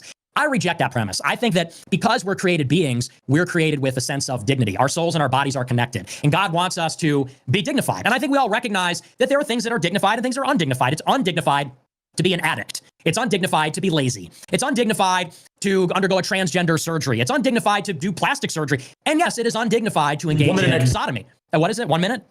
Yeah, 1 minute. So, sodomy is something that is violent, it's filthy, it's undignified, and I think it's a travesty. It's such an unfortunate thing. People celebrate it to wave these flags, but they're waving a flag of really a filthy and violent and gross act that I think anybody has a natural sense of morality would reject it. So, I mean, I just think it's disgusting, and things that are disgusting are probably wrong. Okay, your argument, it's disgusting, therefore it's wrong. Hey, Nick, got a question. Is shitting disgusting? No. Shitting is wrong. Good point. That's a good point. That's the argument you gave. I never thought of it that way. You said it's disgusting, therefore it's wrong. Yeah, shitting. That's pretty. It's a pretty good heuristic. Yeah, it's a pretty good. Well, and look, that's the account. Well, if you want to talk about, it's literally so fucking simple. Like, I mean, if your argument is, oh, this is aesthetically unpleasing, therefore I find it disgusting, therefore I'm going to describe it as being morally wrong. This is just like so low IQ. Do you mind if, no, it's not low IQ. Go ahead. Yeah, go ahead. Explain your syllogism.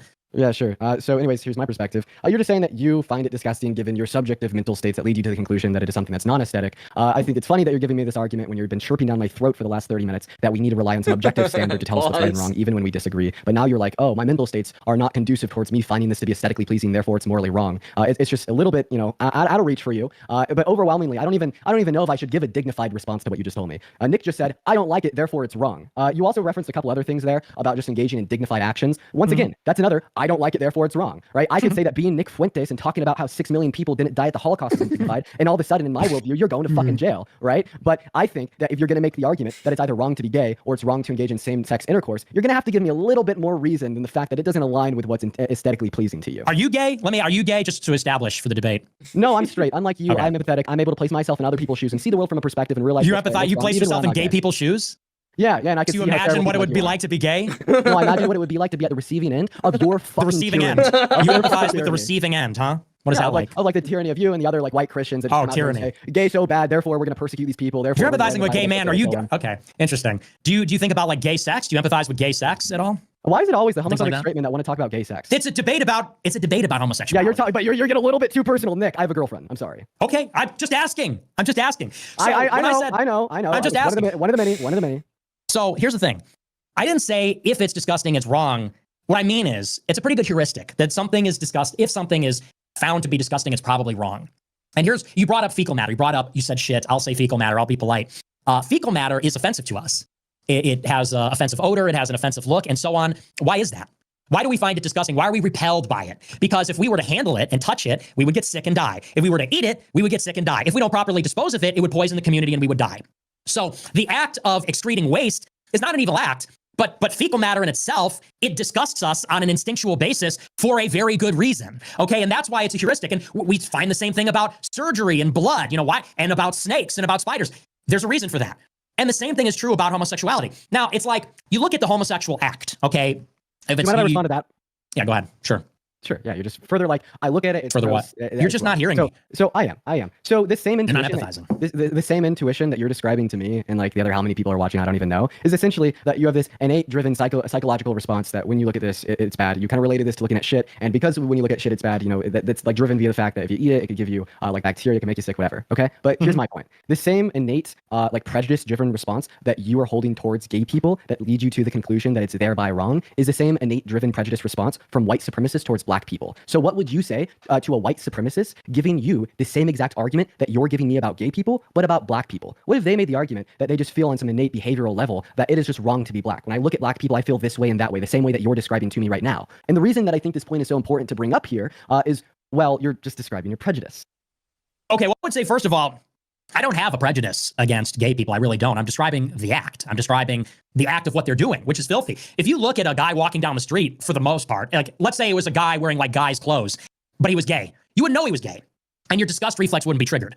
But when you think about sodomy, which involves a whole host of gross stuff, I mean, they have to take drugs to loosen their buttholes. They have to flush out their buttholes of poo because the penis is going where poo is. This is disgusting stuff. And the idea of it's disgusting. And it's the act which is disgusting. So it's got nothing really to do with prejudice or anything like that. It's that the act itself. Yeah. Hang on. And by the way, it's also universal. It's universal and it's instinctual. There was a study that was done, for example, that said that men who witnessed two gay men kissing had the same disgust reflex as seeing maggots. I'm sure you've heard of that. Nick, and I'm just trying to get you to recognize that. Can you not interrupt me? Why interrupt me every single time? I'm trying to make a point here. A white business owner in the 1960s would have said the same thing that you're saying about gay people right now about black people going into their business. No. I asked you a question. The reason why I'm interrupting you here is because it's a false syllogism. It's a false syllogism. You're bringing in white supremacy to homosexuality is a behavior. Can I tell you particularly? Homosexuality is not it is behavior. Okay, so what do you say? Well, what is obviously homosexuality is a behavior? It means if a man is attracted to another man but never has sex, is he really homosexual? Oh wait, I have a question. Was Jesus straight? I don't think he had a sexuality because he was God. Okay, so it's perfect not to be attracted to women because Jesus was perfect and he wasn't attracted to women? What are these false? It's always just like bullshit. Oh, so, yeah, I have a question. You don't like gay people. What about white people not liking black people? Was Jesus straight? What'd you say here? Huh? If you never engage in gay sex, then you're not gay. So Nick, I didn't say that. I said homosexuality is sex is an act. It's an act. Oh, okay. So you said if you don't engage in gay sex, you're not homosexual because homosexual is predicated on the action. I didn't say that. I said it's an action. Yeah, so you're telling me if you don't engage in that action, then you're not that. Dude, how fucking do I need to write it on a piece of paper? If you are a person that engages in that act, you are that person. Right. So no, what I'm telling you is that sexual orientations are not defined upon the actions that you engage in. What are they defined on? On your attractions, right? And I'll give you a really good reason to believe this. Nick, at what age did you lose your virginity? Like 25? I haven't. I'm Catholic. Oh shit. I'm going to get married. Nick, you're not straight by your definition because you've never engaged in the action of heterosexual intercourse. It's just like low I'm IQ, asexual. I'm an asexual. Arguments. You can't get out of this one. So you're going to make a joke because you know you can't get out of this. It's not a joke. Wait, so Nick, you're not straight? Not yet. But I will be. Here, folks, Nick Fuentes is not straight. Nick Fuentes is not straight, ladies and gentlemen. I want to make that one clear. I want to make that one very clear. That's good. That was good. So do you now see why we should predicate my sexuality is incel. It's involuntarily celibate. So do you now see why we should predicate the definition of like straight and gay based upon No, I think homosexuality is an act. Oh, okay. So then you think being straight's an act too. All right, so Nick Fuentes not okay. That's the absurdity that I'll reach. If you want to say that like being straight is predicated based upon the action, then go for it. It just means that Nick Fuentes isn't straight. Okay, and then also I want to talk about that action. So you're empathizing with gay people. If you're envisioning yourself being gay, you're not straight either, buddy. If you're empathizing, if you're getting in their head, getting in their shoes, getting in their wherever. Okay. Then I don't know. I think it seems like you're kind of all the above. But Nick, that's but this is really childish. The question is whether it's moral. Let me respond to that. Please tell me about your empathy. I want to hear about it. Yeah, sure. So that's which partner do you empathize more with? The one that's on top or the one that's on bottom? I'm curious. Right. Where's the empathy directed? Right. I got a question. God's all knowing, right? Here we go. Yes. So God knows what it's like to get fucked in the ass by two dudes. So if God empathizes with it, why can't I? That's great. Very good. Very good. No, God doesn't empathize with those people. God casts those people off. Terrible. Oh, that's so bad. That's great. It's very low IQ humor. It's very low IQ humor. No, you're getting fucking dunked on repeatedly. I thought you'd be a better debater. You're the guy that said you're empathizing with gay people, and you're saying that poo isn't filthy or something? Oh, no. So once again, my argument is that you have absolutely no reason to believe that being gay is wrong in the existence of yourself alongside others. It's funny because any low IQ retard will think Dean's winning, but any person who actually knows what's going on in the world and has an IQ above 110 will realize that Dean is making an ass of himself. Just like you that hold this baseless trivial prejudice has led to generations of members of the LGBT. One moment, let me cook. That led to generations of members of the LGBT community. Let me cook. You're Finish getting a the little bit acronym. frustrated. Sir, do I need to put the polka dots? No. Give us the whole acronym. Yeah, so generations of the LGBTQ plus community, right, have lived under an oppressive system because people like you like to open up the front door of their house and then scream and shout how wrong it is to love another person in a consentful adult and non-incestuous relationship. It is absolutely fucking insane to me. And here you're gonna say, oh, Dean, you're boring me because I'm able to empathize with other humans. Is that like a new concept? Yeah, no, because you're a really good person. Being in favor of gay sex means you're a really good person and you empathize with people and care. It has nothing to do with whether you believe there's a natural law or anything and things we ought to do or not do with our bodies. It's because you're a really fucking wholesome, good person. You're a wholesome chungus. What reason do you have to believe, right, that we ought not? It's bad. Look, homosexuality is bad for people. I mean, it's an unnatural act because it's incompatible. Wait, can you it's define unnatural, unnatural? it's filthy, it's violent. It doesn't work. I mean, what is a sexual act? Wait, what is a sexual act? 10 minutes, guys. 10 minutes on this topic. Yeah, like the sexual act. That's contrary to its purpose, contrary to its nature. Okay, so you're saying it's contrary to its nature. So you're saying that like every part of your body has a nature. The nature of the penis isn't to enter into an asshole. Correct. Yes. Okay, what's the nature of your lips? To do everything that a lip does. Like eat food, talk, speak. Sure. Yeah. So it's wrong to kiss your girlfriend because that's going against. No, they're made for that too. They're made for that. That has a purpose in sexuality as well. If you could say that your lips are made for kissing your girlfriend, why can't I say that the pee-pee's made for being inserted into the asshole? Because the asshole isn't meant to be penetrated. Because when that happens, it has long-term health effects. You could look, there are a lot of like ex-homosexuals that talk about how they have long-term, I mean, I don't want to get graphic, but they have to wear diapers. They have to wear diapers because it's not natural. Health effects equal unnatural. Yeah, if you're persistently doing something that leads to long-term chronic problems like that, yeah. Okay, wait. I think also, it's dirty, and that's why there's disease that results from that as well. I think that this is another trivial argument. Would you say that it's wrong to play the piano because you're unnaturally using your fingers to hit the keys that could lead to long-term health effects? No, because it's not contrary to its nature. But it leads to long-term negative health effects. And some people, it can lead to like their hands seizing up, or I forget the particular word, but it essentially leads to very like bad long-term health effects like within the hands. So like given your logic, why wouldn't you say that it's wrong to play the piano? Granted, right, that it's not in the nature, right? That was a trivial assumption, and it leads to negative long-term health effects. No, it's obvious because I mean, what do we call the penis? It's a sexual organ. It's for the purpose of sex. Fingers are a little bit different. Lips are a little bit different. They have all kinds of different potential utilities and things like that. But the sexual organ is directed towards a sexual function. I mean, why do we? The reason the penis is shaped like it is. The reason. Okay, now you're going to interrupt me. The reason that it's shaped like it is and positioned where it is and all those things, it's for one purpose. The reason that it, I mean, not to get graphic, but the reason it does all the things it does is for the purpose of insemination. It's not for the purpose of inseminating a person's colon or rectum. And by the way, a butthole has literally one purpose. Okay, a butthole has one purpose, which is to excrete waste. Not for other things like that. Stance on this? I'm gonna give you yeah, let's hear. Well, it is a debate, so I wouldn't mind that at all, actually. Yeah. So I mean, I don't think that we could prescriptively define the function of like any part of our body, or really like anything for that matter. We could only descriptively define them. Like I could give you a good analogy here. Like if you went to like a hardware store, like Lowe's or Home Depot, right, and you went to buy a hammer, and the instruction manual on this hammer tells you that it's supposed to put nails into wood. Well, I mean, all of a sudden you are misusing the hammer if you're not putting nails in the wood. But if you go into the middle of the forest and you find a rock in the shape of a hammer identical to the one in Lowe's, you're not doing anything wrong regardless of how you use it because there wasn't any intention behind its design. And that's exactly what I would say about the human anatomy. Right? There was no conscious intention behind the design of the human anatomy. I think that we could descriptively define how we use parts of our body, and I think you kind of implicitly conceded to this earlier when you told me that it's in my nature to use my hands to play the piano or to use my mouth to kiss my girlfriend. Those are not intentful, prescriptive claims that you're making about the function or use of my hands. These are going to be descriptions about how we can use my hands, about how we can use my lips, and that's exactly how I reference, right, these sexual organs. Okay, and the only way for you to justify your claim that there is intention behind the design of the human anatomy, to justify that there's incorrect uses of it, would be God. And of course, I dispute the existence of God. You couldn't prove that God exists. If we had 30 minutes, I could be able to give you an argument to show that it's logically impossible for the Christian God to exist. So I think what it's best for you to do right now is either concede your position or just say it outright. You think being gay is wrong because God said so. You think being gay is wrong because you truly believe that God built our bodies to function in a particular manner that is adjacent to the use that you like to describe to our fingers or to our mouths. Say it out loud. Well, like I said, if you were listening at the very beginning of my opening statement, I said we are created and we are ensouled, and our souls and our bodies have to be treated with dignity. And yes, you're 100% right. I mean, if you believe that, if you're a nihilist or a materialist, and you believe there's only matter and everything is subjective, then yeah, like there's no problem with putting this in there and that over there.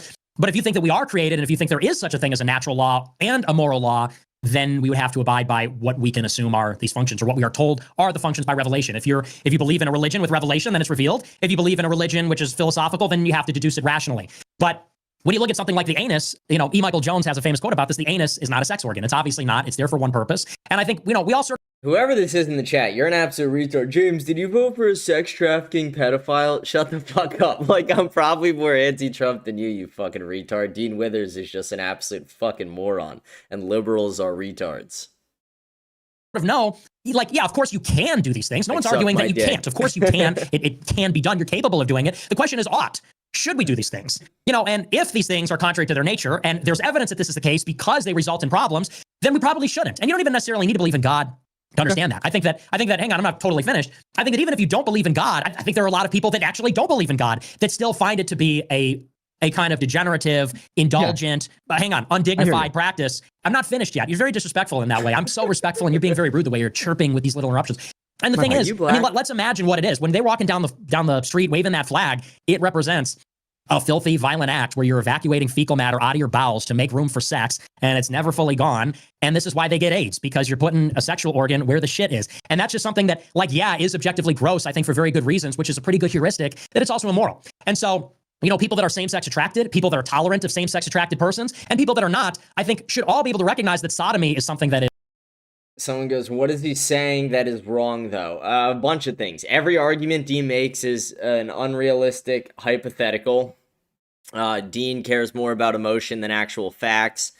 He creates his own moral basis in his mind, and if we all did that, there would be nothing stopping me from saying, hey, I don't like you, you're annoying me, why don't I hit you over the head with a fucking rock? And if I deem that to be moral in my mind, then it's okay by Dean's logic. But by Nick's logic, which is what Catholics believe, is that there is a order to these things.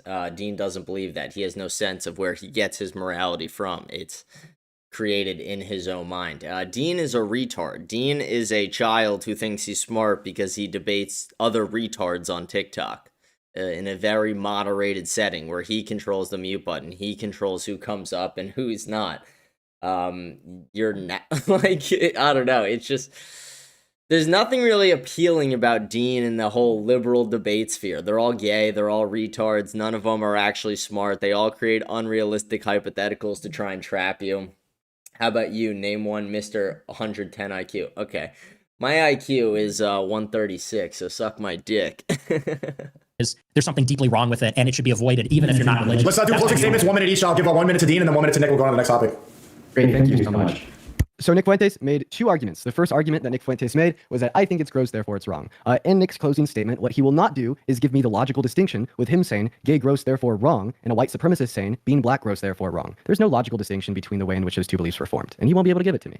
The second argument that Nick made here was that we can deduce that it's not within the teleological, the teleological use of these sex organs. Last thing I'm gonna say to the retard in the chat: you're a woman. I don't care what you're saying. Like, shut the fuck up. Go make your husband a sandwich, and if you don't have one, go find one, you stupid bitch. To use them in such a manner where the penis is inserted into the anus, because doing so can reap long-term negative outcomes, okay, right? He will not be able to give me the difference between saying this is why gay sex is wrong, and me saying, well, it's wrong to play the piano, because when you use your hands to do so, this can reap negative long-term outcomes, such as arthritis. So those two arguments alone show us all that Nick's logic here is unreliable because of the absurdities in which they yield, right? If the same logic that you're using to justify that being gay is wrong could lead a white supremacist to the conclusion that being black is wrong, and lead a dumbass to the conclusion that playing the piano is wrong, maybe your logic isn't that sound. And I think that's going to be my closing statement. If Nick Fuentes was honest with us here, folks, he would tell us that being gay is wrong because he's just a little bit prejudiced, don't you think? Okay, that's been over. Nick, I'll give you 90 seconds to close here. All right, yeah. I don't know why we got to do the debate club stuff. Ladies and gentlemen of the jury, what Nick Fuentes is going to try and... it's like, this is very informal. We're on Aiden Ross, okay, bitch? This is Aiden Ross live. There's no rules here, okay, other than the time limit. My closing statement is very simple. It's just like how I started. If you believe, and I tend to think that every decent person does, even if you're not Christian or necessarily religious, if you believe that we are more than just matter, meaning that we have souls, meaning that there is something deeper, there's a ghost in the machine that is a true source of identity. If you believe that the universe is created and we're created, then you believe that moral conduct is not just about avoiding harm or hurting people. There's also a way to conduct your moral life independently. And it's how you treat yourself, it's your actions. We all understand there's an idea of discipline, cleanliness, all those kinds of things. And the idea of sodomy, which people should think of when they think of homosexuality, I think according to any decent person in any culture, is something that is violent, filthy, and those things tend to be wrong. It's contrary to the nature of sex, what we know the anus and the penis to be for, or for lesbians for that matter, it's contrary to the purpose of those things. And I would say that on top of all that, you have evidence that this is the case because there's such a low incidence of it. It's a very small percentage of the population, has a very high coincidence with mental illness, and there's a very common family pattern that produces that behavior, that disposition. Hey, you got about 10 seconds, Nick. 10 seconds. Okay. It's a very particular kind of behavior that's a response to things. It should be avoided. I think any decent person realizes that. Hey, yes. No more on the subject, Dean. Hold on. What do you want about this? Yes, Dean. Well, I mean, I would like to propose giving Nick another 60 seconds to respond to my closing statement. As I pointed out in my closing statement, he wouldn't respond to the arguments I gave, and he still didn't. So I just wanted to see if Nick wanted more time to do that. If not, we can move on, but he probably won't. Can we give him 60 more seconds to actually respond? Okay, can we do the next topic? We're going to move on to responding to stupid syllogism about white supremacy and the Holocaust and January 6th or whatever. That's a damning non-answer. Let's go to the next topic. Yeah. Okay, we're going to go to the next one, and then Dean, you agreed to do immigration. We'll circle back to Kamala Trump after the last agreed upon subject. Is that cool? Yeah, depending on what time it is, after we get before anyway. I can like carve out like an hour and a half, but we wouldn't go to immigration. I might have some time. I just have to see what's going on. The reason why we have to do a fifth topic that we both agree on, guys, is because a lot of the audience, is enjoying this and they're deep in on this, and I think it's almost, you guys are almost kind of tied right now. A lot of them are agreeing about a tie. So maybe a fifth. We'll see. Let's get to the fourth topic though. Well, how about this? Because we've been going about 30 minutes each subject, so for brevity's sake, why don't we do 20 minutes on the last subject and 20 minutes on immigration to keep What's the last subject? Are men superior to women? Can we get on 30? Okay, but if you agree to do immigration. If I agree to immigration, we get that 30. I feel like there's people out there who can represent immigration better than I can. Because you're going to lose on that one. I don't know. Okay, Nick, is that fine with you? If he doesn't want to do immigration, I don't like let's just hold on a second. Dean, do you have a fifth topic that you might want to cover, touch base on? Just something for the end. It doesn't have to be that long either, like maybe 15 minutes. Yeah, no, we can debate immigration. Let's do it. All right. Okay. All right. So the next topic is are men superior? Yeah, we'll start with are men Debate partner. superior? It's not personal stuff. I just want you to know. Are men more superior? No, just superior. Are men superior to women? We'll start with Nick. I'll give you 3 minutes and then 3 minutes to Dean. Yeah, men are awesome. Women suck and they're dumb. And no, I'm kidding. Yeah, the thing is, though, men obviously were made to lead, and I do think that women should have a secondary role in society. I think that's absolutely true. I do believe in a fundamental equality between man and woman. You know, the Bible says that God created the man and woman, so we're both created with dignity and should be respected, and there's an equality before God that we both have. But we were created with two distinct and different natures. They are two essential, maleness and femaleness are essential about a person. They're essential to the soul, they're essential to the body. They come with a function, they come with a particular anatomy, they come with a brain chemistry, and as such, those things have social roles. The idea that these clearly two distinct categories, two essential types of people would be treated precisely the same or exactly the same in society, it belies the fact that they have two different natures. And I think it's obvious that men are celestial, they're individualists, they're rationalists, they're leaders, they're risk takers. They should be working, fighting, running society. Women are terrestrial, they're nurturers, they're caregivers. They should be the mothers. I don't think that they should be necessarily precluded from working, but I think that they should be encouraged first and foremost to be mothers for their benefit and for the benefit of society as a whole. And that's kind of the gist of my position.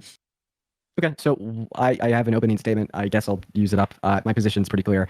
No, one human being does not have more intrinsic moral value than another human being. I don't think that we could take this qualification of your gender identity or what's in between your legs and abstract that out to this norm of who's going to be better at leading. I'd say the qualifications of determining who's better at leading, the qualifications of determining, half the shit that he named off over here is not going to be, right, what's in between your legs or your gender identity, but rather other various traits. But I guess just to make this quick, we can kind of cut to the chase here. Why do you think men are better at leading than women? I would appreciate specifics. You kind of pointed out like different natures, different biological differences, neuroanatomy, etc. I want you to name the specifics. Maybe I could ask you a question here. What are the specific biological differences between men and women that make men better at leading than women?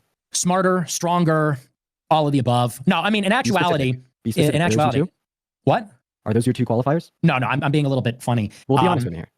The reason why they're better leaders, well, one, I think they're really only qualified to be leaders because they are physically stronger. And, this is one of the reasons why we have a feminist society. It's because we live in a world where we have technology. In the old days, when there was fighting, it was very physical and it was very direct. It was hand-to-hand combat, and the only people that could do it were men. As such, the militaries that were raised up were comprised of men. The people that fought and enforced sovereignty, law, borders, all those things were men. Necessarily, then, they're the decision makers. And so, the idea that it has something to do with what's between your legs, well, it has to do with what's between your legs and the fact that you have testosterone. You're physically stronger. And by the way, because you have testosterone, it means you're more aggressive. It means you're a bigger risk taker. Those are two things that are important. For a person to be a leader, they need to be able to stand against the crowd. And that means a risk taker. It means you need to be disagreeable. It involves a certain amount of aggression and a competitiveness that women simply lack. We all know that women are very agreeable, passive. Not all of them, but generally speaking, they are. They're peacemakers. They're more introspective. They're more emotional, less decisive. And all of that makes them worse as leaders. Now, there can be women that are good in particular leadership roles in certain circumstances, and individual women might. But as a general rule, because of their nature, they don't make good leaders. Okay, thank you so much for your response there. Let's talk about it all. One of the reasons that you gave me that men are better at leading than women is physical strength. That is a totally and completely mute point. You would not be able to name me one social category in the world today where leadership is determined on purely physical strength. I also bet that you would not be willing to vote for a 15-year-old on steroids that can bench press 600 pounds over Donald Trump just because he's physically stronger. Another point that you brought up is that women are more emotional than men. I'd actually say that's false. 72% of people who commit suicide are men. 85% of people that abuse hard drugs as an emotional reaction to like particular external stimuli are men. We see that 95% of violent crimes are committed by men. We see that men are much more likely to start wars, to start genocides. We see that men are much more likely to engage in irrational, risk-adverse activities such as drunk driving, reckless driving, or gambling. Meanwhile, we see women have a higher IQ and EQ on average. Women outperform men in the context of school, going to it more, getting better grades and better degrees. And we see that women could actually deal with stress better than men. And that's one of those biological predispositions that we were talking about. Boring. Women have thicker dendrites in their neuroanatomy compared to men for the reason being that evolution has designed women to deal with childbirth, okay? Right, and that made them deal with stress better as well. That's why we see that female surgeons outcompete male surgeons. The JMA and the AMA did a massive study on 1.7 million patients on 6 continents and evaluated that if you're operated on by a male compared to a female, that you're more likely to die as a result of your surgery and you're more likely to experience postoperative outcomes. So just a quick recap, physical strength doesn't mean shit. I have bigger biceps. I'd rather go down with the ship and have the male operate. I mean, 10 times out of 10. I don't trust that. I don't trust female pilots, surgeons. I don't trust females in general. Than you, I bet you think you're a better leader. Emotional maturity. Women are more emotionally mature than men. Then about intelligence and all the other shit you brought up. We could get into that, but I'll let you respond to the points that I brought up so far. Yeah, so you said it was risk averse to gamble and drunk drive. It's the opposite. You said men are more willing to drunk drive and gamble. Those are risk taking activities, and risk taking is fundamental in leadership. That's why, yeah, well, fair enough. And that's why, the richest people in the world are all men, because the entrepreneurs are men, because an entrepreneur is a risk taker. And, one man's gambling is another man's entrepreneurship. One man's drunk driving is another man's self-destructive, obsessive, maniacal quest for building the best company or being the president or anything like that. It's absolutely essential. With regard to higher IQ and EQ, it is true that on average women have a higher IQ, but it's also true that the distribution is different. There's more geniuses among men. I mean, the curve, if you will, is flatter. So there's more men that are on the left side of the curve. There's more men on the right side of the curve. Although the average for women is higher, they don't have those outliers and those extremes. That's why you don't see a lot of female geniuses, and that's just true. I mean, earlier today in preparation for the debate, I asked ChatGPT, I said, name some female geniuses. They got to like 3 before they had to name a feminist. They did like Marie Curie, some ancient Neoplatonist no one ever heard of, and then it was like all the like first and second wave feminists. There's no female geniuses. There's very few female billionaires that didn't get their wealth outside of divorce. There's very few female heads of state. People say that's oppression, it's misogyny, and we all know it's because they're not risk takers, they're not tough. With regard to they handle stress better, yeah, maybe certain kinds of stress, but I think we all know women. And I think we all know that when women are put in stressful situations, oh they my God. They cry, they get upset, they freak out, they call their boyfriend, they call their father. Hang on. I'll let you go on. You said that ridiculous stuff. Let me finish. I'll wrap up, but I'll let you finish, and I'll let you say that women handle stress better. That's insane. Okay. And with regard to physical strength, look, I said today, physical strength is not a qualifier because of techniques, because we have missiles, we have tanks and things like that. The point is, it used to be the case that what qualified you to lead is that you would go out there and be doing the fighting and all of that. And that is still true. It's not necessarily true in the United States, but it is still true in other countries. In countries like Israel, for example, or Iran, their presidents and their ministers are frequently military leaders that are actually having to be in the tanks and in the battlefield. And, it's hard to be in the battlefield when you get your period. It's hard to be in the battlefield if you're pregnant or something like that. Men don't get pregnant. Men don't get their period. Men are physically stronger. Men have more endurance. That's why, by the way, it's not just that they're stronger, they're faster, they're all the above. That's why women don't compete with men in sports. That's why men make better soldiers. And so, it kind of does matter that if there's a war, men are going to be the ones fighting and dying it, and that's why they're leading. And there's something deeply related to their biology there as well. But go ahead, since you want to interrupt me already. Yeah, let's do something here. I've kind of felt this way like the entire time that we've been having the discussion. I feel like we both like to talk a lot. I think that's been evidently clear. We just kind of go at each other with like these 2 to 3 minute responses. Can I ask something from you? What is it? Depends on what it is. I kind of want to break down each point you've brought up and demonstrate to you why it's flawed instead of just giving these long-winded responses. You want to go fact check? 5 minutes. And I want to do that point by point with our last 5 minutes. The first point about physical strength. Who would you rather vote for? A 15-year-old that can bench press 1,000 pounds or Donald Trump? But that's not what I'm not saying that the most physically strong person should be the king. I'm saying that as a category, women are not soldiers. They're not tasked with defending the country. And that is effectively what the king or the president is supposed to do, is defend the realm. Didn't Trump dodge the draft 5 times? Oh my. Okay, so are we just going to do the resistance liberal thing now? I said the United States, technics notwithstanding. Are you capable of understanding like a concept? Can non-soldiers defend the country? President Bone Spurs. We're talking about whether women should be leaders if they can't physically defend the borders. Okay, so you'd say the weaker you are, physically speaking, the worse you are at leading. No.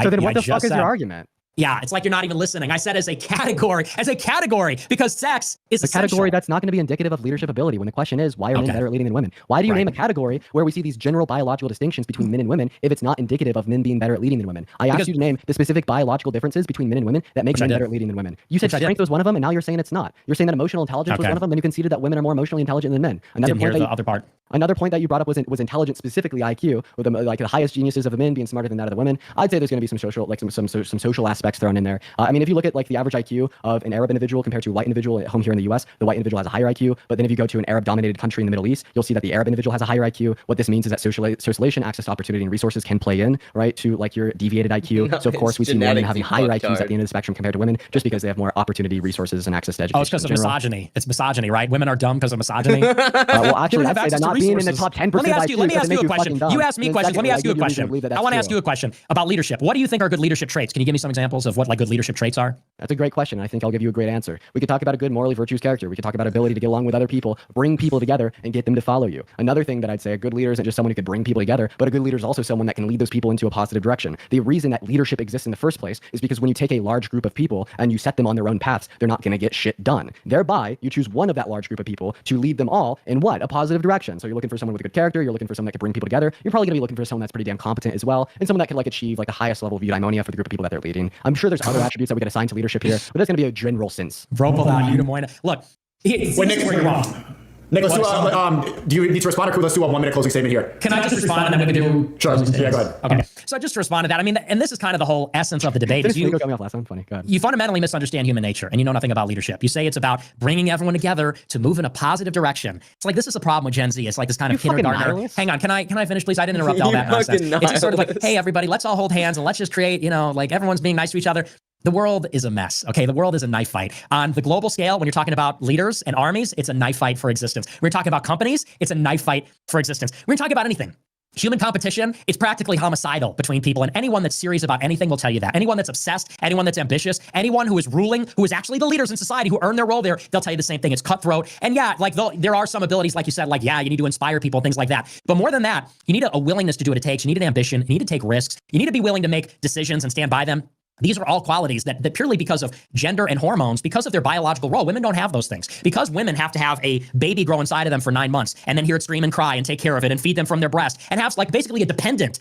They're just not made for that kind of competition. They have a completely care-based ethics. They're totally dependent. Men who are individuals, risk takers, aggressive, men who can exist independently of women when it's really not so the other way around. They alone have the ability to do what it takes to lead. And that's why even with all the DEI in the world, you're still going to have men running everything. The private sector, the public sector, the military, because men are the ones that can lead. And thus, they do. It's only through ideologically motivated policies from human resources departments that you get women doing fucking anything other than like creating schedules and being nurses and being fucking teachers and stuff like that. That's just reality. Everyone knows it. And you could give me 100 studies. That's human nature. Dean, respond to the closing statements. Yeah, it's funny how you're saying that you can't get women to do anything. If a woman didn't do something, you want to be sitting here having this debate with me right now. But I just wanted to respond to that. You're saying men are so much better at leading than women, and I hate women because I haven't touched one since conception. Sorry, that's not what you said. You actually said, because they're not. I touch them. I don't have sex with them. They're not my wife. I don't know about that. Anyways, so you're a rapist. I'm not gonna Orange man bad. Evidence. Orange clad. So anyway, no, you're good, man. What I was going to ask, well, if like ambition, risk-taking, and aggressiveness is what makes you a good leader, Hitler was an incredibly ambitious, aggressive risk-taker. Given your qualifications, would you thereby say that Hitler is a good leader? The look on Nick and Sneeko's face immediately said it all. It's beautiful. He is. It's beautifully. You could even say he's evil. He made Germany great again, even if you believe he's evil. Who would you rather have run our country right now, your wife or Hitler? Hitler! Of course. I don't have a wife, but if I did, she would not be fit to run the country. I can tell you that much. She can run the kitchen. She can't run the lawnmower. I'll put it that way. And I think anyone would. One's in the chat if you'd rather Hitler over your wife. Two's if you prefer your wife. We'll let the fucking numbers do the talking over here. I don't think I'm alone in that. Okay, let's do a 1 minute closing. Let's do 1 minute Nick and then 1 minute Dean. Nick, go ahead. Okay. So my closing statement is that, look, it's human nature. I am not an empiricist. I don't think we need to consult the studies. I think we know our nature. I think God created a man and a woman. We're created with two different reproductive faculties. We're created with, as a result, different anatomies, different natures, different dispositions. We're made with complementarity. Men and women are not only made differently, they're made to complement each other, which doesn't mean that they're necessarily opposites, but it does mean that there's like reciprocal differences. As a result of these essential immutable differences, we should treat men and women differently. And we do. That's why we have things like chivalry. That's why men don't hit women. That's why men and women don't compete in the same sports. And, a lot of people understand that, but then they don't understand why we would say we don't want a woman president, or why we wouldn't want to send women into combat, or why we think that men aren't badass bikers and whatever in the same way that men are. But it all proceeds from the same essential complementary natures that the two sexes were given by God. That's not otherwise is to ignore our eyes and our experience and what we know about ourselves and the people in our lives. Dean, got 1 minute. First of all, you said that's why men don't hit women. Men do hit women. It sucks. Second of all, let's talk about why men are not better at leading than women. Every single point that Nick Fuentes has been reduced to him telling us all that Hitler is a better candidate for America's president today compared to Kamala Harris or his very own wife. I don't give a shit about the 12 or 13-year-old little boys spamming 1 and 8 chat. Anyone with half of a fucking brain cell can tell that this logic is not immutable, and it leads you to being a fucking incel RNC droid repeating the same alternative media talking points that you got from Andrew fucking Tate. Okay, right? The facts of the matter are This guy said men are better at leading than women because they're physically stronger. Physical strength is not indicative of being better at leading. Go talk to the biggest. First of all, saying it's RNC talking points is retarded. Second thing, saying that Nick got his points from Andrew Tate. Andrew Tate got his points from Nick. Like, are you kidding? Crazy. Guy in your gym and see who would be better at leading. This guy also brought up levels of emotion. We all know this. That's why they commit vast majority of violent crimes. That's why they commit vast majority of suicides. That's why they abuse hard drugs more. Right? It's about time, Dean. EV, kidnapping, etc. more. Another point that he brought up was intelligence. Women have a higher IQ on average. Let's face the facts, folks. There's no evidence to believe that men are better at leading than women. And I suggest you treat the women in your life damn well and don't tell them to stay in the kitchen or you're not going to get a wife. That's fine, Dean. 28-year-old Nick Fuentes over here hasn't been able to get a girlfriend since he was born. That's why, folks. That's why you're an incel. But we're going to go ahead and move on now. Okay, let's go back to Trump Kamala in the beginning. We'll say who's stronger on immigration, Trump or Kamala? Oh, this one's so good. We'll start with Dean. We'll give you, let's do 2 minutes. We'll keep this one a little shorter, 2-minute intro. Yeah, sure. Kamala Harris is stronger on immigration. Well, this one's just evidently clear. Donald Trump is pro-open borders. Huh. Why is Donald Trump pro-open borders? Because he torpedoed a bipartisan border bill in the House and the Senate 2 years ago, drafted by a Trump-endorsed Republican by the name of Langford. Okay? Trump is pro-open borders right now because he knows it's going to increase his chance of winning re-election. Another thought here, if I was a conservative and I cared about immigration, Donald Trump wouldn't be my guy. He essentially passed no policy that effectively mitigated increasing numbers of border crossings and entries into our country under his term. The wall didn't do shit. The Remain in Mexico policy didn't do shit. If you look at the graph behind Donald Trump at the rally that he got shot at, he claimed that his clampdown on the southern border started with Title 42 and COVID. The big public health emergency that Nick Fuentes over here probably thinks was a common cold is the only reason that we had as low of border entries under Trump's administration as we did. Kamala Harris, on the other hand, right, she wants to send more funding to the courts on the borders to expedite the asylum. Dean really is the worst of liberalism. Like, this is the outcome. You have this low-test son who is just a sad excuse of a man. Like, imagine Dean's your kid. You find out you're having a son. You're like, let's go. I'm having a boy. And then this kid is as gay as it gets. An absolute retard. White knighting for women, immigrants, all these things. Seeking processes to reduce undocumented migration in our country. She's the only candidate in the race to prosecute transatlantic gangs. But the moral of the story, the one point that I want to stick for Nick Fuentes over here to respond to, is that Donald Trump is pro-open border because he torpedoed good border policy in the House and the Senate 2 years ago because he wanted the crisis to continue and make the Democrats look bad. Nick, you got 2 minutes. All right. Yeah, that's just like obviously out of touch with reality. I knew he would go there, and that's why I want to talk about immigration. I mean, you could make that case if history started in the year 2024, that Trump torpedoed the border bill, and that's why the border is bad. But of course, time didn't start in 2024. It started with immigration a long time ago. Trump had a number of executive orders that curbed illegal border crossings. It wasn't just the migrant protection protocols. It was a number of others meant to close loopholes with catch and release, and so they could return immigrants to third-party countries. It wasn't just Title 42. And the Biden administration undid all of them, literally on the first day. Trump built a border wall. You say it did nothing. Department of Homeland Security says actually it reduced crossings, reduced drug trafficking over the border, reduced human smuggling over the border. That's all true. He built 386 miles of physical infrastructure. And he did it, by the way, after Congress refused to give him the money, after the Supreme Court, or rather a federal judge, tried to hold it up in the court system. Finally, by the end of his term, he was able to get the money from the DOD to build a border wall. Biden stopped building it on day one. Biden also effectively ended deportations. There was a policy under Obama where they said they weren't going to prioritize most illegal immigration for deportations. Under Trump, they put an executive order that said, we're going to prioritize all illegal immigrants for deportation. Biden rescinded that executive order. Trump had an executive order that said, while you're waiting for your asylum claim to be adjudicated, you wait in Mexico, not in the interior of the United States. Biden rescinded that executive order. Trump said, we will return you to one of the Northern Triangle countries, a third-party country. Biden rescinded that executive order. As a result, illegal immigration under Biden is higher than at any point in history by far. In the 10 years between 2010 and 2020, illegal border crossings, only 1 year on average, on a day-to-day basis, were over 3,000 per day. 10 Under the seconds. Biden administration, it was 4,000, 6,000, and now it's over 7,000 border crossings. So it's almost 3 times the 10-year average, and that's because they removed the Trump-era policies. Now they want to blame it on a Senate bill this year? I don't think so.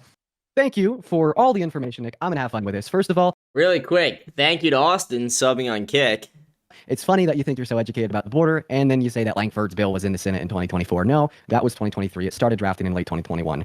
Secondly, you mentioned all the policies that Trump enacted that Biden repealed. First of all, if you look at the border crossings under Donald Trump's presidency, they went up year by year by year until Title 42 was implemented. What does that tell us? Immigration after these great policies didn't go down. What else do we know is that these policies weren't in place under Obama's administration.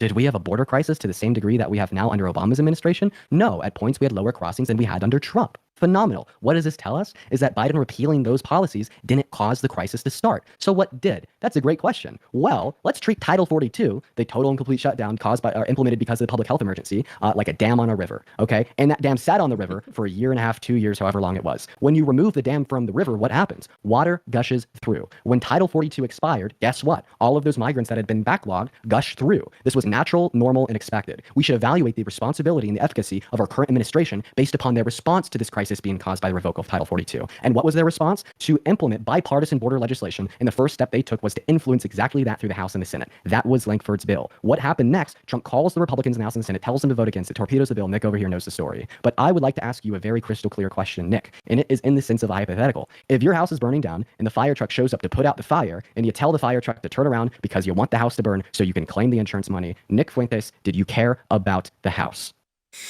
Well, it's an incorrect hypothetical because the bill would actually concretize the Biden era policies. The bill does not secure the border. So the premise fails on that alone. And the way that I'd respond to that... Do you know, wait, let me ask you, do you know the details of the bill? Can you tell me the provisions that are in the bill, please? I could tell you a handful. Like, what was it? Like an additional $500 million towards the courts on the border to expedite asylum-seeking claims. Then we also had like some rolling average daily caps and weekly caps in which the president could then step in and pass the border down. I think it was like $5,000 a day for like the weekly cap. But here's my response to that. You said that the average over the administration was like $7,000 or $9,000 a day, whatever you said it was. If you were starving and I offered you a hamburger, would you take it, or would you say, no, I want a bacon wrapped filet? You take the damn hamburger. So when the border crisis is exuberantly high and we have this bipartisan border legislation that the alt-right, like Nick Fuentes, isn't happy about, any rational, sane person would... That's retarded. That's just like saying, like, someone's raping you and they say they'll go slightly less hard. Like, like, fuck off. It's like, no, how about the rape just stops? How about you stop allowing the illegal immigrants into the country altogether, not create a bill that allowed 5,000 a day, you fucking cunt? Like... take the bill to decrease the impact of the crisis. All right, now let me respond to that now, because you went on your whole thing about, you corrected me on some of these things. You never answered my question. That. Well, because the premise of the question is wrong, but I'll answer it now. How it wasn't wrong. You want me to answer these like false hypotheticals and syllogisms, but that's not really how a debate works, actually. Or if passing this bill is like putting out a fire, would you pass the bill? Okay. So first of all, you said the bill was from 2023.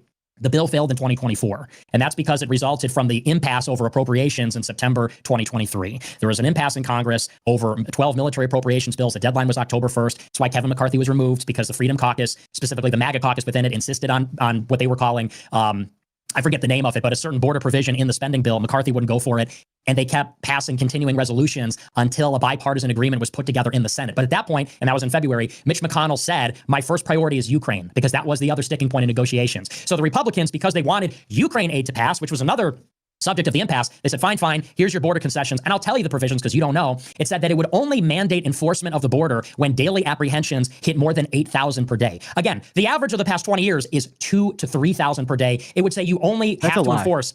That's what the bill says. The bill says 8,000 per day. It says that the administration can get emergency authority at 5,000 per day on average over a 7-day period. But it only mandates, not a lie. It mandates enforcement at 8,000. It's 5,000 for one day for lockdown. Excuse me, I let you finish your nonsense when you said it was in 23 when it wasn't.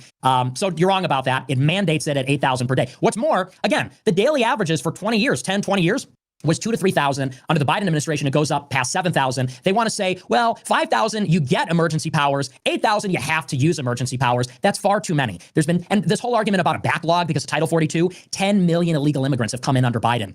Title 42 was implemented. When did the lockdown happen? March 2020? You think 10 million illegals were trying to get in the 9-month period between March and December of 2020? Biden undid all the policies in January 2021. So that's just like an ad hoc. You're just fishing around for an answer. With regard to the Trump administration, you can see very clearly cause and effect on immigration. When Trump was elected, illegal immigration went down because foreigners anticipated that there would be enforcement. So, and you can see throughout the history of the country, when they threaten enforcement, illegals don't come. When they think they'll get amnesty or they think they'll get in, more of them arrive. So they thought Trump was going to be a hardliner on immigration. They didn't come. Then in September and October 2017, Trump floated a DACA amnesty. He said, we're going to give amnesty to all the deferred action on childhood arrivals. The reason that matters is because children being brought over the border is one of the 3 big loopholes for how illegals are caught and released into the country. They bring children that aren't there and all kinds of other things.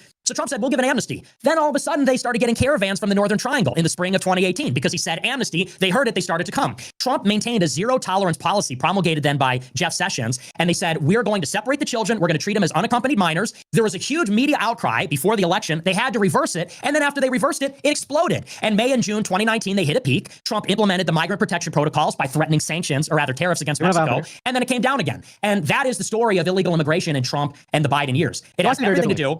Hang on, it has everything to do with the Biden policies. They let in 10 million people, and then they float out this half-assed bill. Wait, what policy did Biden influence? Let me finish.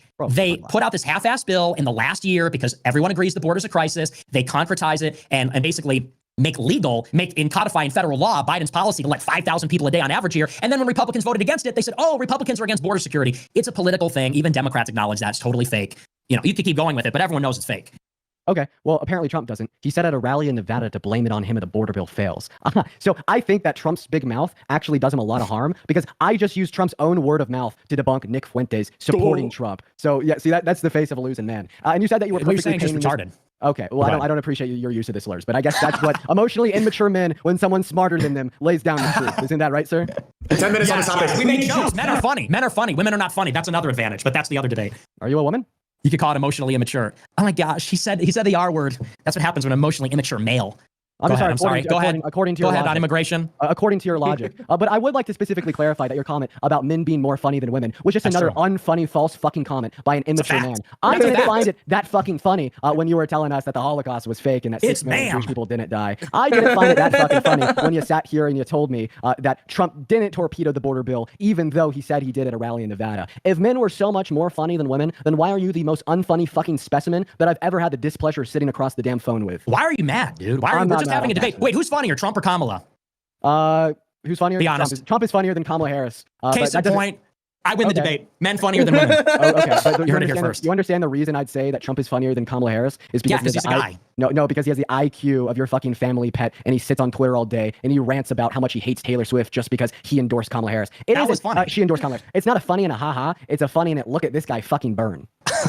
Dude, why? It's always like this diminutive. It's funny because it's sad, because you're a sad little. The president tweeted in all caps, I hate Taylor Swift. You don't think that's funny? You don't think that's not hilarious? Wait, the president, do you think that Trump won 2020? I said the former president. But do you think Trump won 2020? 100% he did. That's a fact. Can you name one court case that would find? No, because they threw all the cases out because they lack standing.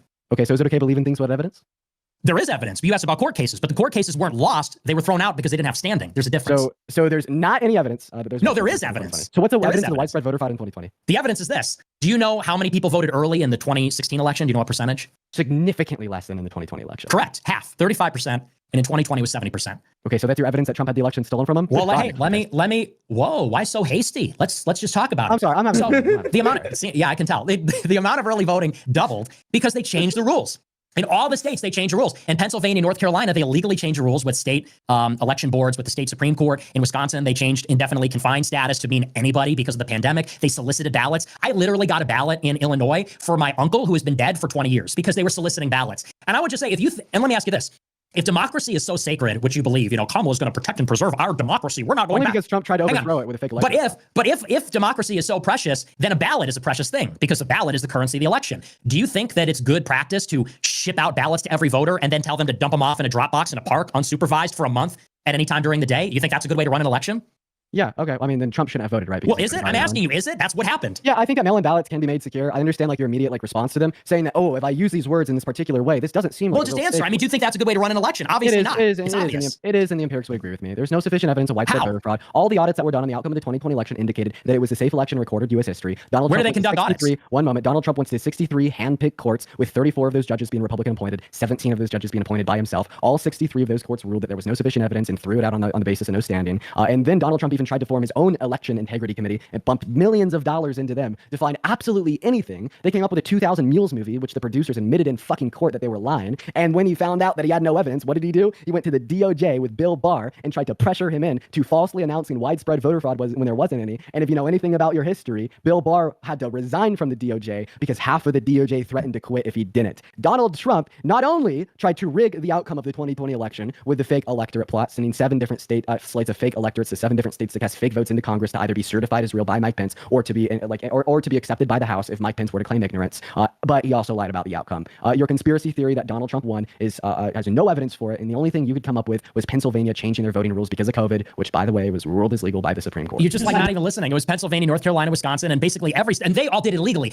Basically, every state changed rules of the election. And I would say, you're telling me, putting 70% of the voters voting early by putting them in mailboxes a month out from the election in an unsupervised drop box, you're saying, that is a good idea. You're just putting words in a particular order. Look, they don't do it like that in France because, we didn't do it here in America. The absentee voting was so rare up until like 20 years ago, up until 4 years ago, because it's so prone to fraud, obviously. When you vote in person, you got to present in some states. Hang on, I let you just go. Right. You got to present your ID, you receive your ballot, they watch you, you go into a room with curtains on it because there's privacy involved too. You fill it out and you submit it. It's called a chain of custody, meaning a supervisor watches the voter get their ballot, fill it out, and return it. It doesn't happen when you're doing so-called in-person absentee voting, and that's how 70% of people voted. That's a big problem. It's a big problem they changed the rules without doing it in a constitutional way. It's a big problem that those cases weren't even considered in the Supreme Court. It's also a big problem, by the way, they didn't do an independent ballot audit in almost any of the states. They did one in Arizona. It was flawed. They still found... Georgia. Where did they conduct an independent ballot audit? Where did they conduct an independent... It wasn't independent. They did a recount. Georgia, Idaho, Indiana, Kansas, Michigan, New Jersey, and Oklahoma. That's and in just fact, wrong. I knew You're that just you would say that this is wrong. I knew that you would say that. I knew that you would say this is wrong. Sir.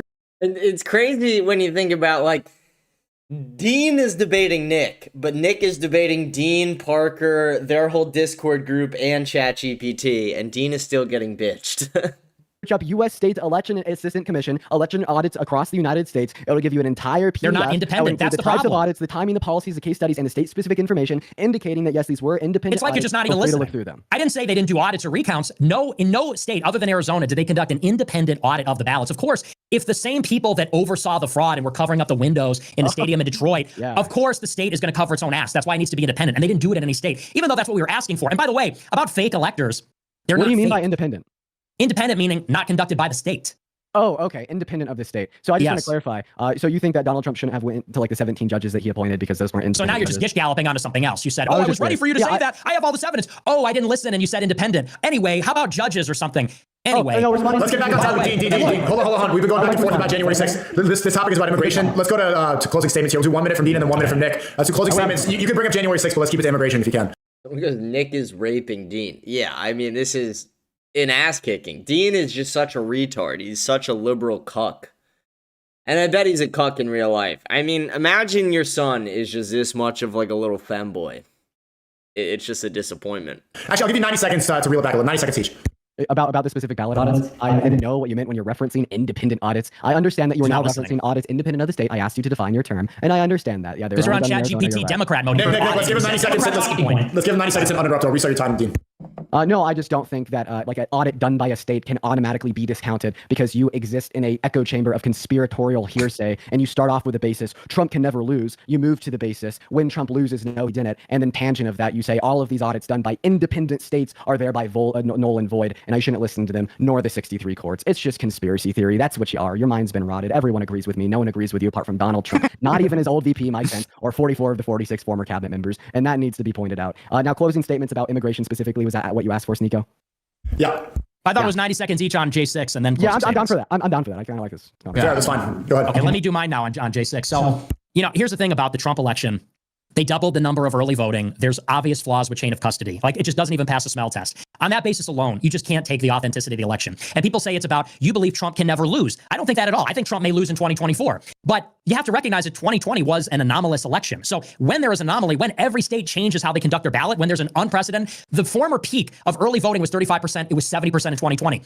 It was different. When something is different, you have to investigate it. That's the basis of an inquiry. Problem is, nobody wanted to investigate it. As quickly as the election happened, they wanted to shut it down. They censored people for talking about it. They didn't conduct independent ballot audits. And there was even a Time magazine piece that came out in January 2021, and it said, this is the conspiracy to shut down the election deniers. And there was like a full spectrum attack from the Democrats and the left on protesters, on people that were investigating this to prevent them from trying to decertify, trying to send on over other slates of electors. And I would point out, it is the state legislature's constitutional authority to send electors. If they throw out the election because they don't want to certify it and appoint a different slate of electors, that's their constitutional right to do so. That's just the law. And I would just say, look, if you really believe that 80 million people voted for Biden, that the 2020 election had more voters than any election in history by far, and it just happened to be the one where there was all mail-in ballots, 10 seconds, Nick. Then yeah, I just think you're dumb. I mean, so that's kind of my closing statement on J6. Let's go closing statements on immigration. Let's do 1 minute each on immigration. Go ahead, Dean.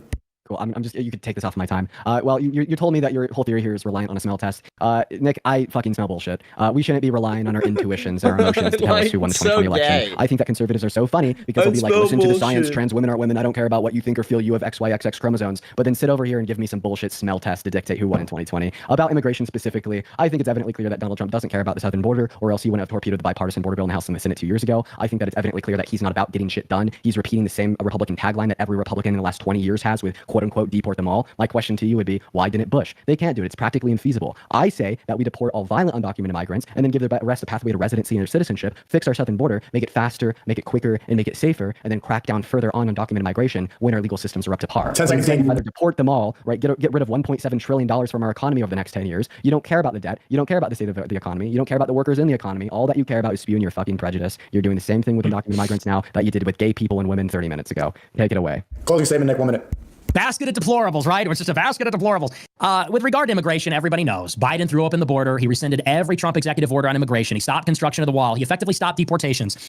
And guess what happens? You get a lot of people. You get 10 million illegals in 4 years. That's insane. 10 million people in 4 years from Venezuela, from Haiti, from Africa, we don't even know who they are. The people that are coming here, they don't buy healthcare. They don't have a high school education. They have no resources. They're a massive drain on the economy. When they need healthcare, they go to the emergency room. They say, It just goes, bro, you need to be bone smashing, not reacting to 3-year-old Nick videos. That's, dude, I already mog. I'm good. Someone goes, Dean should just become a woman already. Yeah, I mean, Dean is just a gay little bitch. and their kids to public schools, it's a huge drain. And many states are eligible for SNAP. They're eligible for other benefits, and they work low wages. Because they're not educated, they work low skill, low paying jobs. They will never in a million years, maybe in a million, but they won't pay off in taxes what they receive in services. It's a big fiscal impact. They're, in many cases, they're criminals. They don't show culture. They're low IQ. And we can, I mean, it's just obvious that this border bill thing was an ass saving move. They poison pilled it with a bunch of nonsense so that they could blame it on Trump. But we all know the reality, and it's wrecking our country. Okay, thank you. That was 5 topics. I think this was a good spirited debate overall. I appreciate both of your time. Aiden, do you have any thoughts? You guys were, I would say about 90% of it, you guys respected, each other's time speaking and stuff, and it was awesome. It was great. Great conversations, great defense, great offense. It's the first time I've ever done one of these, and it felt really, really cool. I'm definitely do more of this. How do you guys feel? We'll start with you, Dean. Like, how did you feel overall about this debate? Yeah, I mean, like, we got a little bit of echo there. Oh, sorry, go ahead. No, dude, you're all good. I mean, I think overall, like, I'll first just kind of give my thoughts about, just having the debate on your platform. I think that was, like, really, really, really cool. I like the idea of exposing more people to what I believe in and why. I ultimately think if everyone thought like me, the world would be better off, and you kind of gave me more of an opportunity to achieve that. All things considered, it's good to have, like a conversation about why people disagree. These conversations need to be held more. I'd say that you're overall doing a good thing here. I think that I did pretty well as well. Nick, specifically to you, I think for a lot of it, you're a pretty disingenuous debater, but I'll keep my personal qualms to myself. I appreciate you for the conversation over the course of the last hour and a half. And then Aiden, maybe here at the end, I wanted to throw my socials out there for all the people in chat that may want them after watching me debate, but I'll leave that off until later. Cool. Thank you so much, bro. I appreciate that, Dean. All right, and what about you, Nick? What would you like to say to the people, and last words to Dean? Go ahead. Well, thanks for having me on. I thought it was a lot of fun. Good. It's very informative. People get to learn about the topics. That's how you learn about an issue. You have to hear both sides. That wasn't nice. I don't think I was disingenuous. I'm funny, okay, and I'm a little sarcastic sometimes, but I think it's pretty clear to differentiate. I think he's a young guy. Fundamentally, I think a lot of the partisan debates are they're too shallow. I think that we all kind of go through a phase when we're young, and not to like son you, I'm unk status now, but like we all go through a phase when we're teenagers, we're precocious, have a political disposition, and we kind of rush for like, I'm a Republican, I'm a Democrat. The Republicans are good, the Democrats are bad. The reality of politics is that Democrats and Republicans are really on the same side, and Republicans are one wing, and they're meant to create the illusion of opposition or dynamism. This guy goes, I'm not kidding. You need to actually do something. We're all just watching a 3-year-old clip right now. Looks, Max, Jexter, Max, do something. Who are you? Well, I do a show every day. It's just there's no fucking news today. I don't know what you want me to do. I can do more tricks than you. Fucking watch this. Here, I'll do something for you.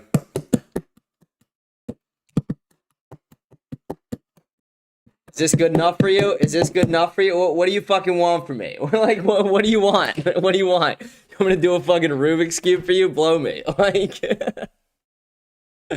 what am I, a fucking, like, who am I? Who am I to you? Am I just your maid? Am I your bitch? Do I just do whatever you fucking want? Am I your monkey? No. This is a fucking show. It's just no news today. Literally nothing to fucking talk about. So it's like, okay, let's just do a reaction show. Literally nothing happened today. We're getting to the comments soon, though. We only got like 5 minutes left in this. Where there really isn't any. and the personnel and the policies turn over from one administration to the next with very little difference. And I think that's even largely true in this election. And people get caught up in rhetoric and these appeals to emotion, slogans. People have to really follow the money. They need to look at things like imports and exports. They need to look at energy. They need to look at institutional capture. That's where you really discern the truth. So these kinds of intramural debates are fun. We go back and forth, but it's so much deeper. It's such a complex subject. But it's good that people are interested in it. And I appreciate Dean for coming on. I hope that he keeps reading, keep learning. You know, in 10 years, I guarantee you have a totally different viewpoint. Maybe you're still left wing, but you'll have a different viewpoint for sure. I heard that when I was young. I didn't believe it. And then it was true. I only became more right wing. But you have to have that curiosity. I was a I'm sure you will. supporter when I was 16. I'm sure you will. Well, But yeah, so I thought it was great. Wait, sorry, did you cut off? You said you were a Trump supporter when you were 16? Oh, dude, I used to be a vehement Trump supporter. Like Aiden, I was like big Trump fan, like Andrew Tate guy. I was like all of that shit. You know, we could delve into the reasons why not super necessary for the live, but I guess like the point is the only reason I brought that up is because seemingly I've had a more progressive trend the more that I've matured. I gotcha. Okay. Well, you can ask him about a previous debate that Nick had on Twitch. Nick, did you? I'm gonna ask you too, Dean, about something as well. Nick, did you previously debate Hassan Abi on Twitch? I did, yes. And someone told me that resulted in you getting banned on Twitch. Yeah, that was the reason for my ban. I'm Destiny gonna do this massively worried me Rubik's because he was on the Cube debate for as you. well. We're gonna mix it up. Who won the debate in the people's eyes? Me. Well, it was me and Sargon of Akkad. Remember him? It was me and him. We won. How did I do compared to Destiny? Not as well. But Destiny is probably your top guy, I think. Well, okay, let me Nick. I'm gonna let Dean. I'll be real, man. You're 1920. Like you're probably like the best, well-spoken 19-20-year-old debater I've ever heard. And I look, and I fucking no, seriously. And look, I don't agree with everything. It doesn't matter. But you still, me and Sneaker are sitting here muted watching. You have a lot of great points. You have a lot of good discussions. You know, a lot of good counters. But I mean, but Nick, go ahead. What do you think about him overall as a debater? You know, I think I think on a technical level, the rhetoric is effective at debating. I hate rhetoric. There was too much like sloganeering in there and kind of like cheap turns of phrase that like, oh, you think that doesn't pass the smell test? This doesn't pass. Those like cheap turns of phrase. I think that's what they are. I think they're cheap. Some of the sloganeering, like when Trump is going to make you pay more at the grocery store. This is just like political electioneering rhetoric. I like debates that are just very frank and brutal and straightforward and about the facts, and I like humor in there. Exactly. So it's a different style. I think Dems lean a little more on rhetoric and sophistry and syllogisms and hypotheticals. I think right-wing people are a little bit more plain talking and maybe lighthearted and fun. That's my view of it. Yeah, I'd hold the exact opposite, but I mean, I'm guessing you'd be able to guess that I'd say that.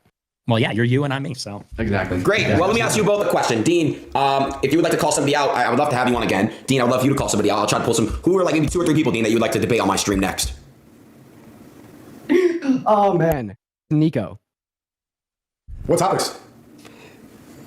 We'll have to talk about it, man. Sure. I would love to debate you. I would love to debate you, Sneeko. That's what I'd like to do. I'd also, right, you said like a couple people, I mean, if there's elections here, you know, Andrew Tate, okay, this guy, he fucking tweeted at me on Twitter, and he said I was the reason why, like, white people are being replaced or some, like, crazy Nick Fuentes shit like that. And then, I retweeted it and called him out. It went crazy, but he's pivoting, he's dodging. I want to debate, you know, Andrew Tate. And then something else. I got a buddy, his name is Parker. If y'all ever have anything 2v2 going on, he would love to hop on one of these, and he'd be great for the content. Real smart guy. For sure. Yeah, real quick, do you know who Harry is, by the way?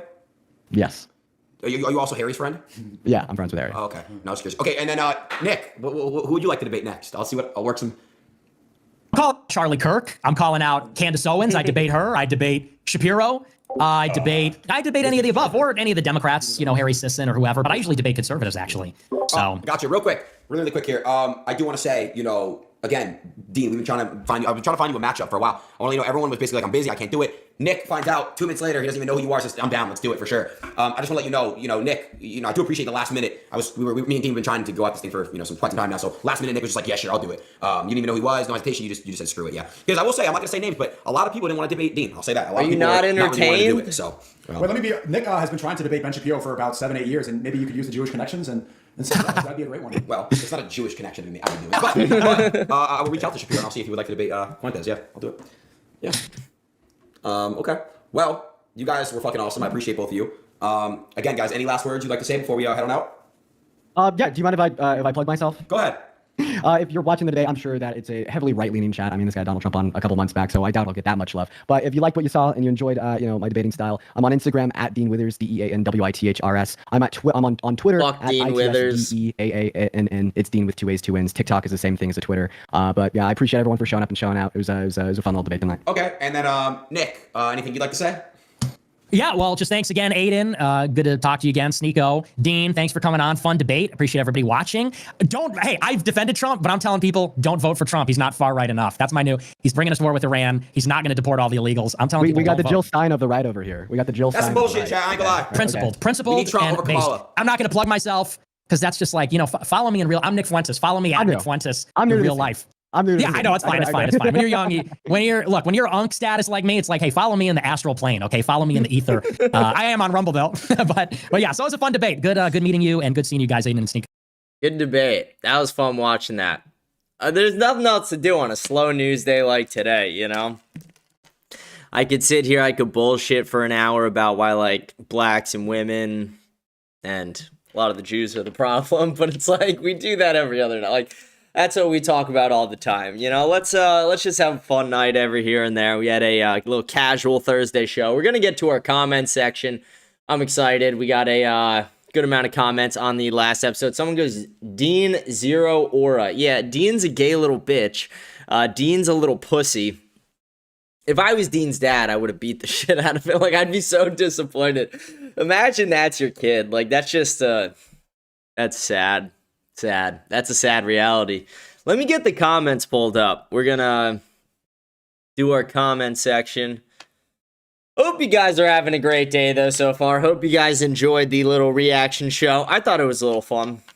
But here, let's start with the comments. And before we do, remember to like, smash the follow button, leave a comment, let me know what you think about the show. We read all the comments at the end of each show. Rate the show 5 stars on Spotify. Join the Telegram, all that. I mean, you're making great points, but why be blatantly misogynistic? You'd have a bigger audience if you stopped that shit. I don't even think you believe it. It's just for show, isn't it? What did I say that was blatantly misogynist? That women shouldn't vote and shouldn't be in politics? No, I believe that.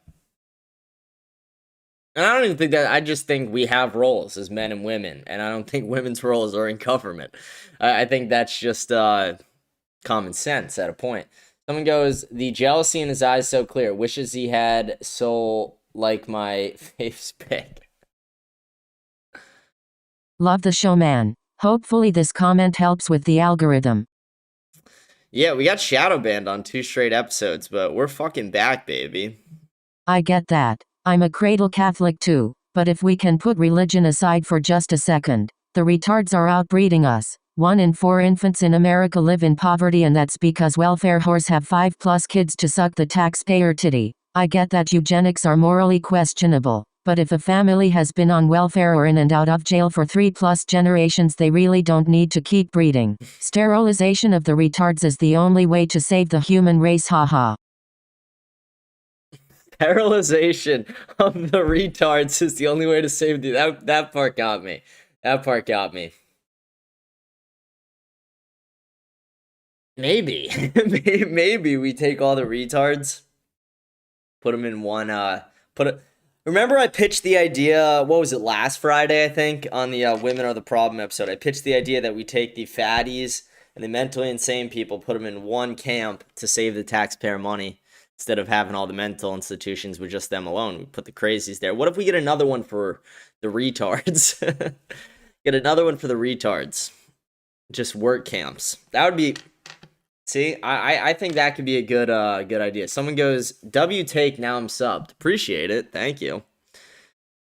Oh, here we go. Idiocracy was a documentary. A lot of people are retarded. You are right. I recommend using the N-word more often. Here's the problem. Like, I have no problem saying it. I think we all grew up in the COD lobby. But the problem is I have a family who would get mad at me. Like, that's the problem. I have a family who would just, like, I would say it and then I'd get a call. My phone would start ringing 30 seconds later. Like, are you fucking kidding me? What are you doing? So that's the problem there over everything. I don't know. I don't know. I'm pretty sure I've said it a couple times on the show. I try to avoid it, though, just for that reason. But I think when me and Rogue talk about the Book of Nickelodeons, I don't know if that counts, but, like, I don't know. We've gotten down before. I'm confused. Are Republicans for pedophilia now? Some of them, yeah, for sure. So are some Democrats. Like, what are you confused about? I can't find anything online about Pelosi's dad being a made man, much less being tied to the mafia. Where have you heard this? I think I misspoke yesterday. Yesterday I said he was a made man in the Colombo family. That's not true. He was very connected up in the Boston Mafia, if I'm correct. The Boston Mafia families. Very connected there. That's how he got his political power. Who does it? Francesi who does it, or Franche? What's this fucking Michael Francesi? What's his name? The podcast guy. He's the ex-mob guy. He does a pretty good take on it. There's a book about it too. I can't remember the book off the top of my head. I think I have it somewhere though, so maybe if I remember, I'll comment the book later. Not sure. But yeah, Pelosi's dad was very, very mobbed up. They betrayed us. No Epstein arrests. No mass deportations. Israel still in charge. Yeah, 100%. We've got absolutely cucked by Trump. They literally just pulled out, like, I was going to talk about this today, but it's like I couldn't really fill a show with it. They pulled out the ICE agents from Minnesota. They just announced that. And, like, I predicted that was going to happen. And we have the debate on immigration as well tomorrow, too, with Sassy she was also on Jubilee. Different episode than me. So we'll talk about that tomorrow during the debate. I'm excited for the debate tomorrow with that dumb bitch Sassy. Maybe we do a little... Should we do... Yeah, why not? We'll do our scouting report after we do our comments. We'll watch some clips of this stupid bitch. Do you know what a zugzwang is? Pretty sure it's a chess thing, but I could be wrong. Deuum pam bondi. Beat him. Leave him dry. Give him a house. LMAO. Fuck are you talking about? I was not joking. I've never been with a woman in any way prior to this. The closest thing I've had to that is my doctor checking my nuts. I haven't asked her if she knows who the father is to any of the kids cause it's not my problem tbh. But I seriously think getting a couple pictures with her after I crack would help me if I wanted to get elected as a Democrat. This is the guy who said, should I crack a black chick?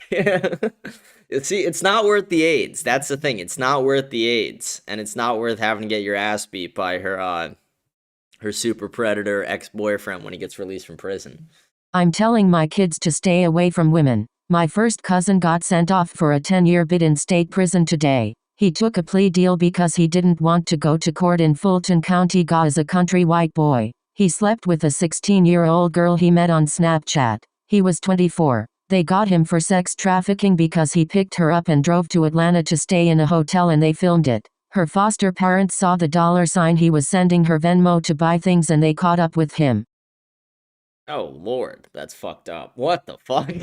That's crazy. You want to see what Fulton County, Georgia jail looks like from the inside? Look up 60 Days in Fulton County.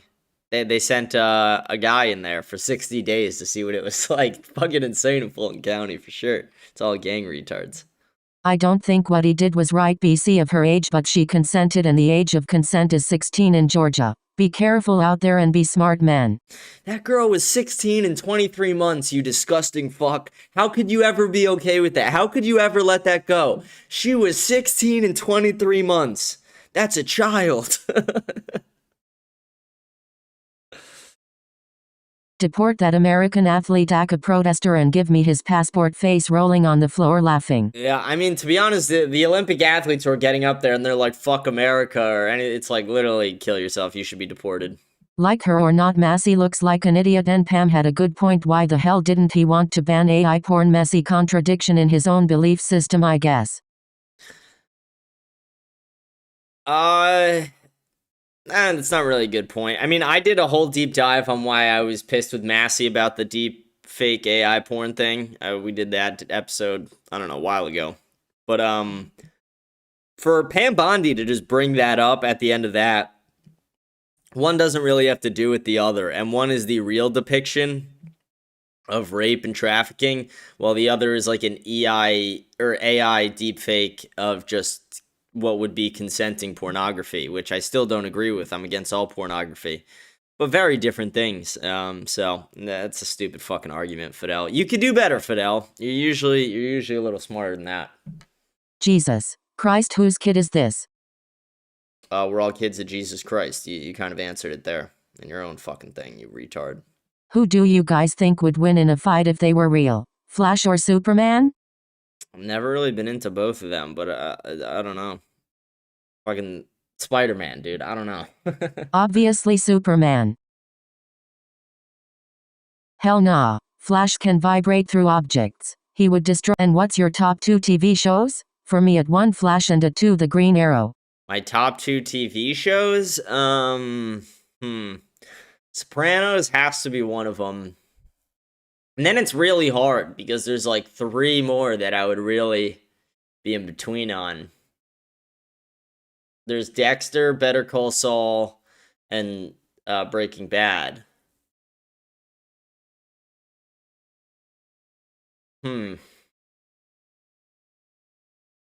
Sopranos has to be one of them for sure.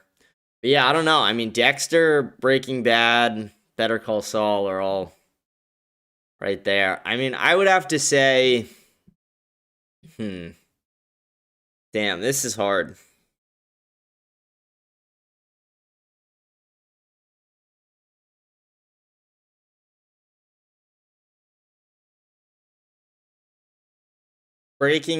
Sopranos, Breaking Bad, Dexter, Better Call Saul. That's how I'll do it, but like, I feel like that's not even fair to Dexter and Better Call Saul. It's hard. That's a hard one. I used to watch Arrow. Okay, I like it. Great.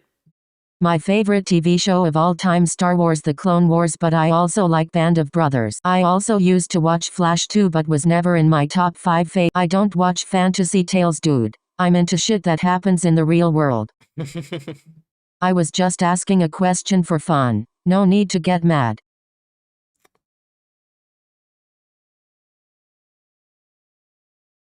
Where are the thousands of missing little girls from Israel island called Epstein? Keep asking, JP. I doubt we'll find them, but I'll keep asking for sure. Agreed, she should resign. Yeah, all women in politics should resign and go home. This administration has been a big disappointment for me. For everybody, for America. I used to be big shill for Trump, now I only praise him when I think he is right. It's rarely nowadays.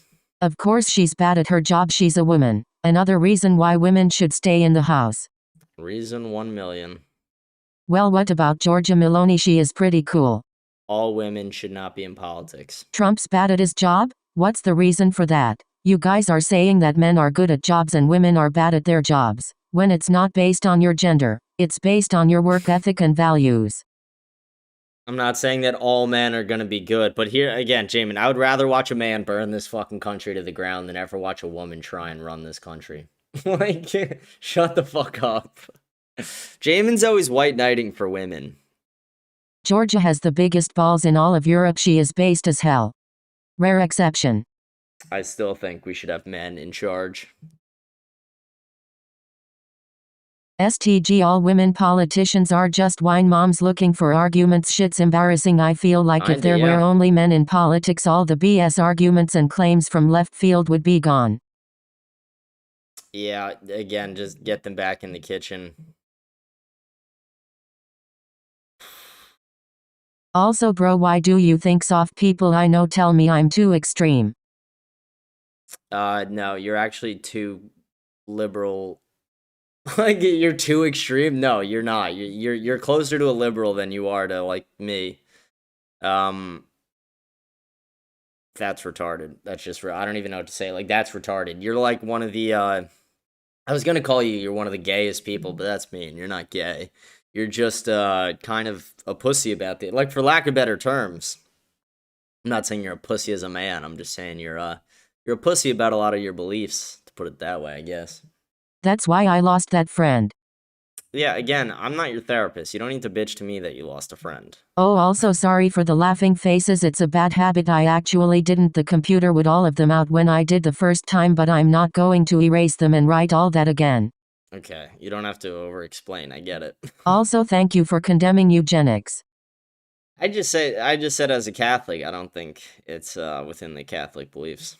Say my grandfather died in the Holocaust has nothing to do with the point that you made. If I say I want to kill every single Jew and my grandfather died in the Holocaust and I am a Jew, that still doesn't make it right. I'm not sure what she was saying, but Pam was just deflecting from the hard questions because straight up I'm okay with not having answers. That's just how it's going to have to work, and until you guys realize that, you'll just go through this cycle. Well, I know that it's not going to be answers, but you, like people like you are the problem. Saying I'm okay with not having answers, like people like you are the problem. You don't want answers because you're scared where those answers might lead. You don't want answers because you are a Jew. Like Fidel, you are literally an Orthodox Jew. You don't want answers because you think that it's all going to come back to Israel. It's all going to come back to Ehud Barak. It's all going to come back to the Israeli deep state. It's all going to show Mossad's dirty doings. Also, Thomas Massey has one of the biggest cases of TDS syndrome. I don't like everything Thomas Massey does, but I think he's pretty America first. Let's see.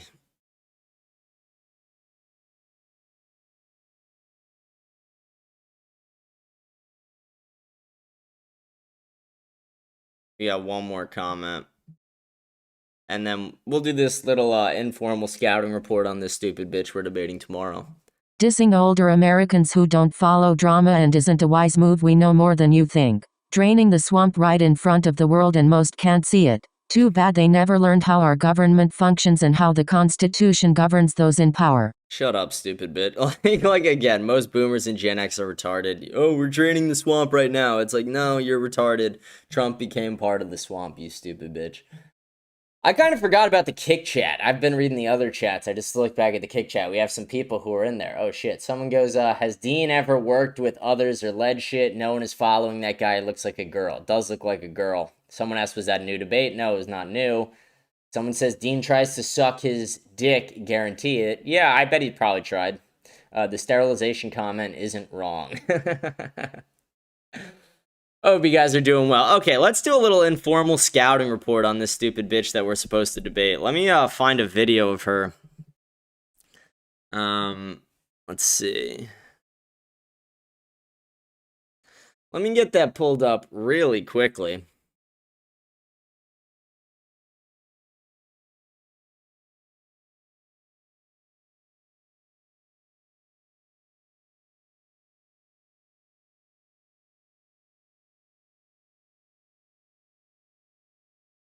Let's see. Trying to find where he okay, here we go.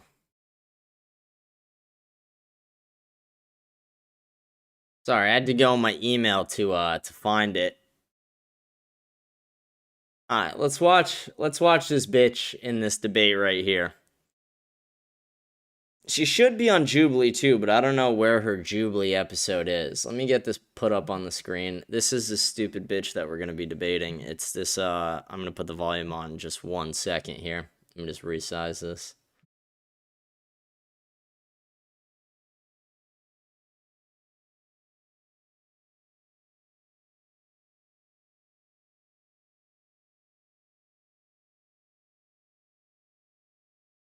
Alright, here, we're just going to skip ahead in the debate. Here we go. Let's get the volume on. Adoption, all those things are much better off when living under more Christian values than if not. So I guess my question would be, Sassy, maybe... So real quick background to anyone who doesn't know. I was on Jubilee. This stupid bitch was on Jubilee. This guy gets people who were on Jubilee in the past, pits them in debates against each other. Me and her are doing a long-form debate tomorrow about ICE enforcement, about the actual laws themselves, about... I could actually give you guys the topics. Let me pull that up. There's actually, I don't know, it's somewhere. I'd have to look for the email, but it's is ICE moral? Is violence inevitable? It's things like that. But yeah, we're debating this stupid bitch on the right, Ceci. Her name's spelled Cece, but she goes by Ceci. Maybe just to kind of start would be like, what is your position in terms of like, why do you think religion should not influence law? And are there like any specific objections you have to it that maybe I could address? Oh, it's too fast. Well, I wasn't really sure how to prepare for this debate because you can just nod your head yes to know this question. You're an American, you love America. Right. Okay, we both do. But the thing is when someone tells me that they feel America should be founded on any type of religious belief, I don't feel that you are an American because... She's got the piercing here and a nose ring, so we can already tell she's a retard from that. The ideals... And pink hair. Pink hair is a huge giveaway. ...country was founded on you don't believe in. The founding fathers, when establishing the country, could have put a faith in place, but they didn't. In fact, in the First Amendment of our Constitution, there's the separation of church and state because we were trying to break away from an autocracy, a theocracy, monarchy, whatever, at the time in England. And I feel like when you decide it's going to be Christianity, you're also putting that religion above all others in a country where we have decided we're going to establish democracy and freedom through choice, and that is the freedom to practice whichever religion you want or lack thereof. You cannot legislate a religious belief because it's not something everyone subscribes to. Yeah, I knew you were going to say this, Essie, which I was ready for. So when I say that religion should influence law, I'm not saying that we should have like the church and the state be together. I'm not saying that we should have the church overlooking everybody, or that we should get people to be Christians in terms of like by force, or even by like forcing something upon someone else. What I am saying is influence itself. So even though there is a separation of church and state from the founding fathers, that doesn't mean that they can't be influenced by moral convictions themselves. So there is a separation there within itself, because once again, if you were like a doll and we had to start you from like brand new, from scratch, from nothing, you would still have to input beliefs, input certain actions into that doll to know what it's going to come out on the output and behave as. So that's the only position that I'm taking. I'm not saying like by force or that we even need to have a Christian nation. I'm saying that, for my view, the Christian foundation would serve as the best for the country itself. Okay, but this is should religion influence law? And so if we're talking about law, we're talking about legislation. And what the influence, like I get what you're saying, like, oh, the church doesn't need to be the reign over the government, but if it has that religious influence, it is. And we've seen the influence. It took away Roe v. Wade from a number of states. This woman's retarded. I've seen all I need to see to know that I'm going to beat the fuck out of her in this debate. I'm going to absolutely destroy this stupid bitch. Oh, it's going to be fun. I love debating women because I like breaking the spirits of women. When I debate women, I try and troll them because they're all retarded. I mean, it's so easy. Like, literally, I'll be, like, up in a debate and I'll just start fucking, like, while they're talking, you just start fucking with them. Women are just retarded, and we need to put them in their place sometimes, and that's what we're going to do tomorrow. It's going to be live on the show, and then I'll upload it to Spotify and all other platforms later in the day. But we're debating Ceci, CC, whatever this stupid bitch wants to go by. I think it's at noon or 1 p.m. I'll have to double check, but I'm excited. Going to be a fun Friday show. So, actually, quick update, because usually, let me think. Yeah, okay, so we're not going to do the comments tomorrow. All the comments from today's show and tomorrow's show we'll read at the end of Monday's show, because I'm probably not going to do the comments at the end of the debate. Maybe I do, but I doubt it. It's so early in the day that we would only get like a small portion of the comments compared to what we'd usually get. It just doesn't feel worth it. So, okay, we'll most likely do the comments from today's show, tomorrow's show on Monday. Please remember to like, smash the follow button, leave a comment, read all the comments at the end of each show, rate the show 5 stars on Spotify, follow me on X, Instagram, whatever platform you're watching on, just fucking follow or sub on there. It's that easy. Also, scan the code in the corner, join my Telegram, stay updated on all things America Unfiltered.